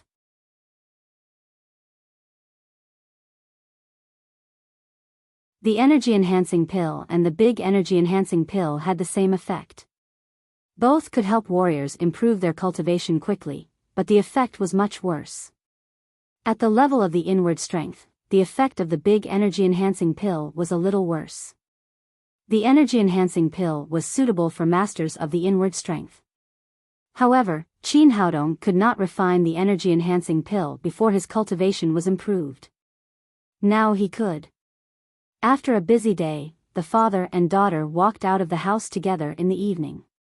At this time, in addition to the blood revival oral liquid, there were also a large number of foundation-building pills and energy-enhancing pills in the storage ring. Qin Haodong drove to Lu Yage's house with the little fellow. He wanted to cure Nyonyo completely first, and then send the blood revival oral liquid to the leukemia patients yesterday through Lu Yage. When he arrived at the small courtyard, he heard a child crying in the distance. It was Nyonyo's voice, but he did not know why the child was crying so sadly.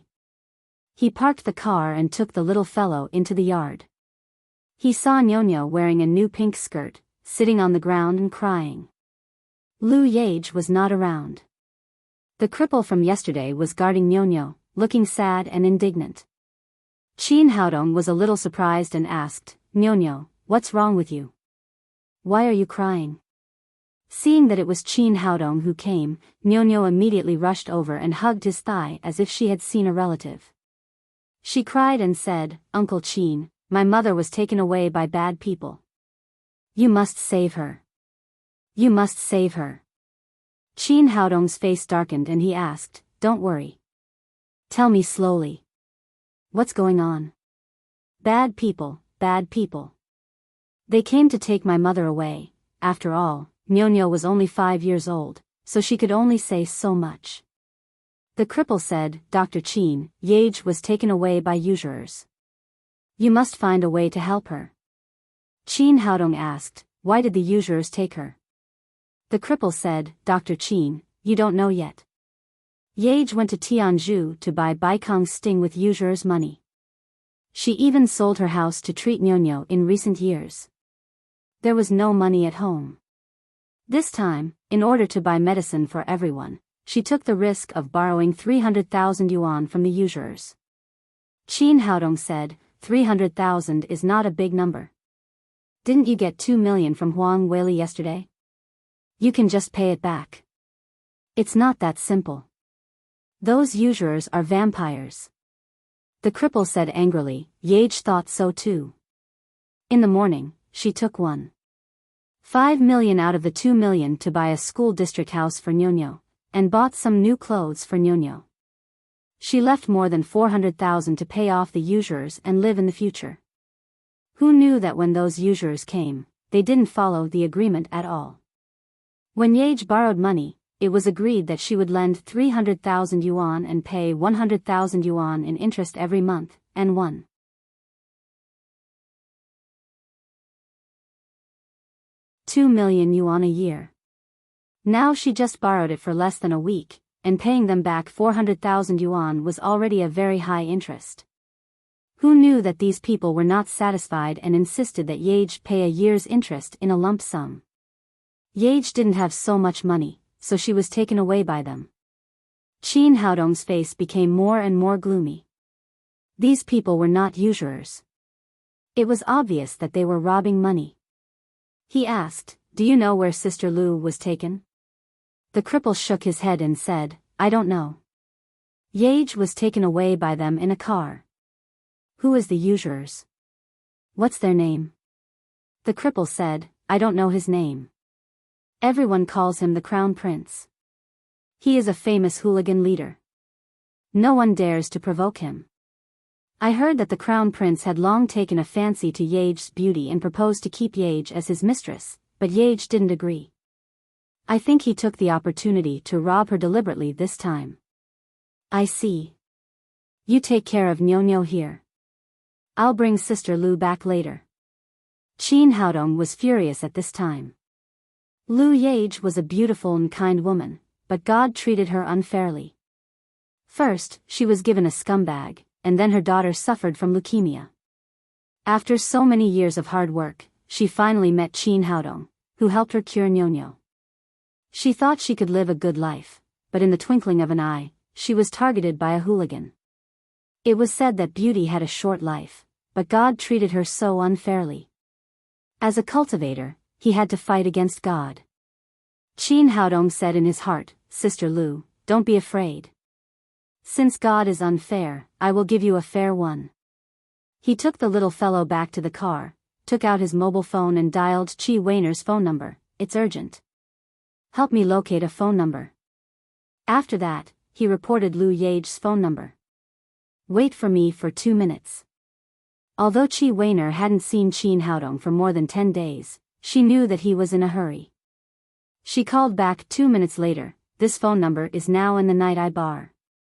Qin Haodong drove straight to the Night Eye Bar and secretly thought, "No matter you are a real crown prince or a fake crown prince, I will let you pay for bullying such a kind woman today." In a luxury private room of the Night Eye Bar, a wretched young man was sipping red wine in a glass and looking obscene. He stared at Lu Yage's sexy figure. He was the owner of the bar, Long Xiang, known as the crown prince of the underground world. "Beauty, this is a good red wine. Would you like to have a drink with me?" Long Xiang said as he reached out to touch Lu Yage's face. "Rogue, what are you doing?" Lu Yage slapped away Long Xiang's obscene hand and said angrily, "I borrowed 300,000 yuan from you. I just gave you 100,000 yuan of interest in 7 days. What else do you want? Why did you let your people catch me here? Bitch, don't be so shameless. Do you really think that I lack that little bit of money?"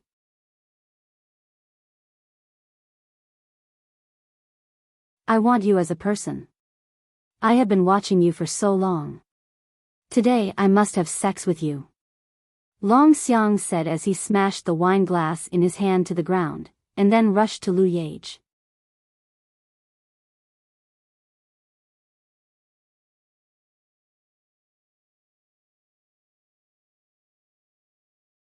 Chapter 236. Lu Yage was a woman who was soft on the outside but tough on the inside. Otherwise, she would not have supported her broken home alone. Seeing that Long Xiang tried to molest her, she began to struggle and slapped Long Xiang hard in the face. "Bitch, how dare you? How dare you hit me?" Long Xiang wiped the blood from the corner of his mouth and said ferociously, "If I don't do it today, your surname will not be Long. Your surname isn't Long anymore. Have you forgotten what I do for a living? Do you believe that I won't get someone to sell your sick daughter to Africa right now? Many rich people there have special hobbies. Anyway, she has leukemia, so she doesn't care about getting another AIDS. How dare you?" Although Lu Yage spoke tough, she was extremely afraid.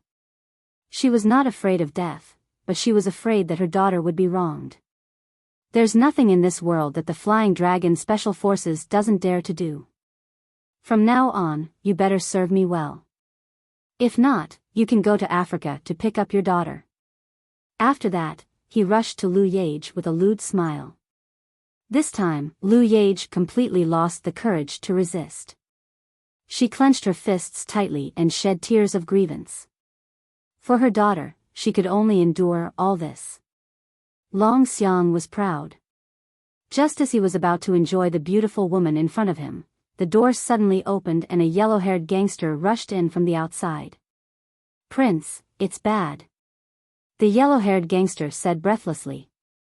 Long Xiang pulled up his trousers that had just been taken off and said angrily, "If you don't give me a proper reason today, I will cut you." The yellow-haired gangster cried, "Prince, the big boss is coming." "The big boss is coming? What is he doing here? Where is he now?" Long Xiang's eyes flashed a touch of panic and he quickly put on his clothes. "He's already at the door. I'm in a hurry to tell you." Long Xiang said to the yellow-haired gangster, "Look after this woman for me. Don't let anyone find her, and don't let her run out." After that, he hurried out of the private room and went to the bar lobby. As soon as he went out, he saw a middle-aged man coming, followed by more than 20 bodyguards in black. "Godfather, why didn't you call me first when you came? I could have picked you up." Long Xiang greeted him with a charming smile, and the middle-aged man opposite him was Long Haisheng, the underground leader of Jiangnan City. Although Long Xiang's face was smiling like a chrysanthemum, his heart was in a mess. He was extremely nervous. In the past, his godfather had given him nearly half of the business to manage, but he had never asked about it. Why did he suddenly come to his door today? This gave him a bad premonition. "It's nothing. I'm just here to take a look," Long Haisheng said and went straight to the private room. Today, besides the bodyguard captain, Dafei, there was another young man by his side. This person was not tall.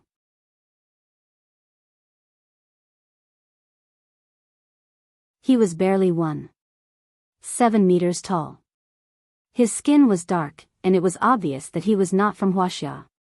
However, the muscles all over his body were like cast iron, and his face was fierce and unruly. His name was Bainier, a well-known boxing champion in Thailand. After the last murder, Long Haisheng specially invited him from Thailand to strengthen the strength around him.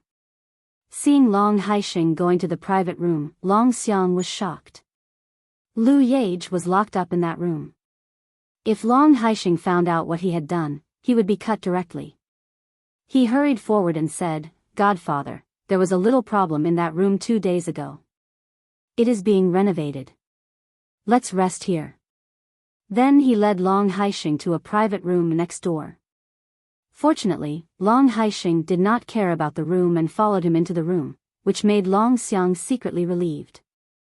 After Long Haisheng sat down on the sofa, Long Xiang hurried to give him cigars, then served him tea, and served him flatteringly. After taking 2 puffs, Long Haisheng said, "How's our business recently?" Long Xiang said, "Business is good. It's all good." "Oh." Long Haisheng glanced at him and said, "Give me the account book. I'll have a look." "Ah." Long Xiang was shocked. He did not expect that Long Haisheng would come to check his account today. He was a distant nephew of Long Haisheng. He had no other skills, but he was good at flattering. After Long Xiaobao was diagnosed with leukemia, he tried to please Long Haisheng and recognized him as his godfather. So Long Haisheng gave him nearly half of his business to take care of. In the past years, Long Haisheng had been obsessed with Long Xiaobao's illness. He rarely asked about his business, let alone Long Haisheng. Because of this, Long Xiang relied on Long Haisheng's favor and made a name for himself. He not only did evil everywhere, but also had a lot of money from Black Dragon Haisheng. He did not expect that his godfather would suddenly come to check the account today, which caught him off guard for a while. "What? Is there any problem?" Long Haisheng looked at him and asked. "No. No problem." Long Xiang said, "It's just that little Six, who is in charge of the account, asked for leave today. The account book is in the safe and can't be taken out." He was still fantasizing that he would push it over if he could. "It doesn't matter. I have time today anyway. I can wait." Long Haisheng turned to Dafei and said, "Arrange for someone to pick him up immediately." Seeing that he couldn't delay it any longer, Long Xiang could only arrange another gangster with Long Haisheng's bodyguard to pick up little Six. However, he was not too afraid. After all, Long Haisheng's son, Long Xiaobao, was doomed to die. In the future, he would rely on his godson to take care of him. Even if he found out that there was something fishy about the account, he would be scolded at most.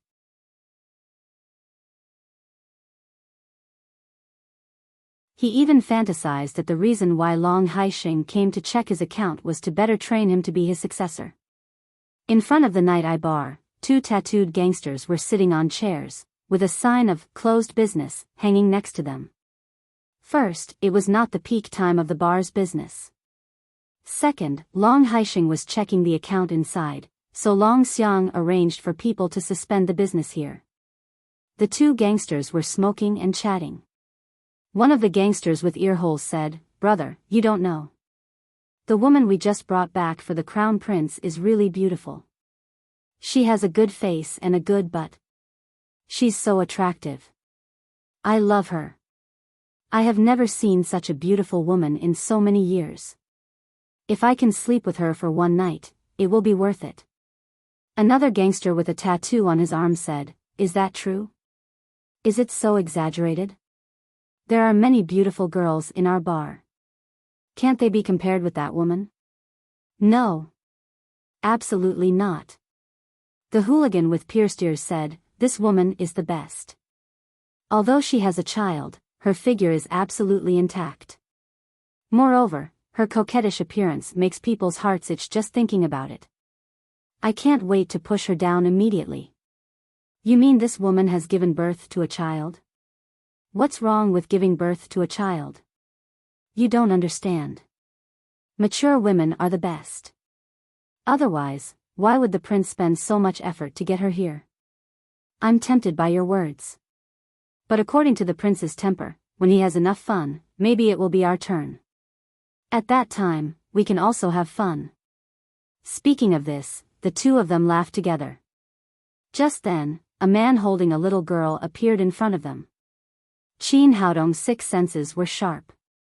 He heard their conversation clearly. He suddenly became furious. He grabbed the collar of the tattooed gangster and asked in a cold voice, "Tell me, where did you hide that woman? Boy, do you want to die? Do you know where this is?" "This is the Night-Eye Bar, the prince's territory. Let me go, or your whole family will be thrown into the river to feed the fish tomorrow."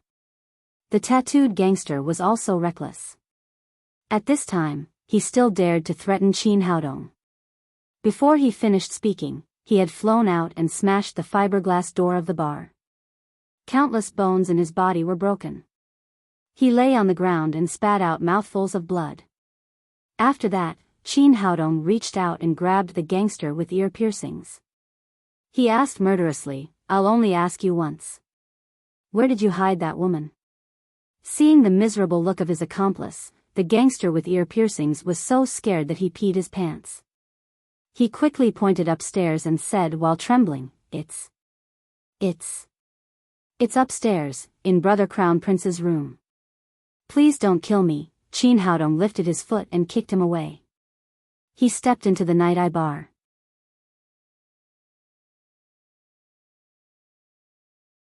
As soon as he entered the hall, 40 or 50 gangsters with steel knives rushed out and surrounded them. "Tang Tang, are you afraid?" Qin Haodong asked the little fellow. His daughter was destined to not be an ordinary person in the future. The reason why he brought the little fellow here today was to train her courage and vision. "I'm not afraid. These are all bad people. If Papa agrees, I'll burn them all." The little fellow deserved to be the owner of the Suzaku sacred body. There was no fear in her eyes. On the contrary, there was some excitement. Qin Haodong quickly said, "Papa is enough to deal with these bad people. Don't use fire casually." It was no wonder that he was nervous. If the little fellow really used the eyes of Phoenix to set fire here, it would be a big trouble. Maybe the surrounding buildings would be burned together. The gangsters around saw that the father and daughter were surrounded in the middle, but they didn't pay attention to them at all. Finally, they became angry and waved the guys in their hands and rushed over. But they bullied ordinary people in ordinary days.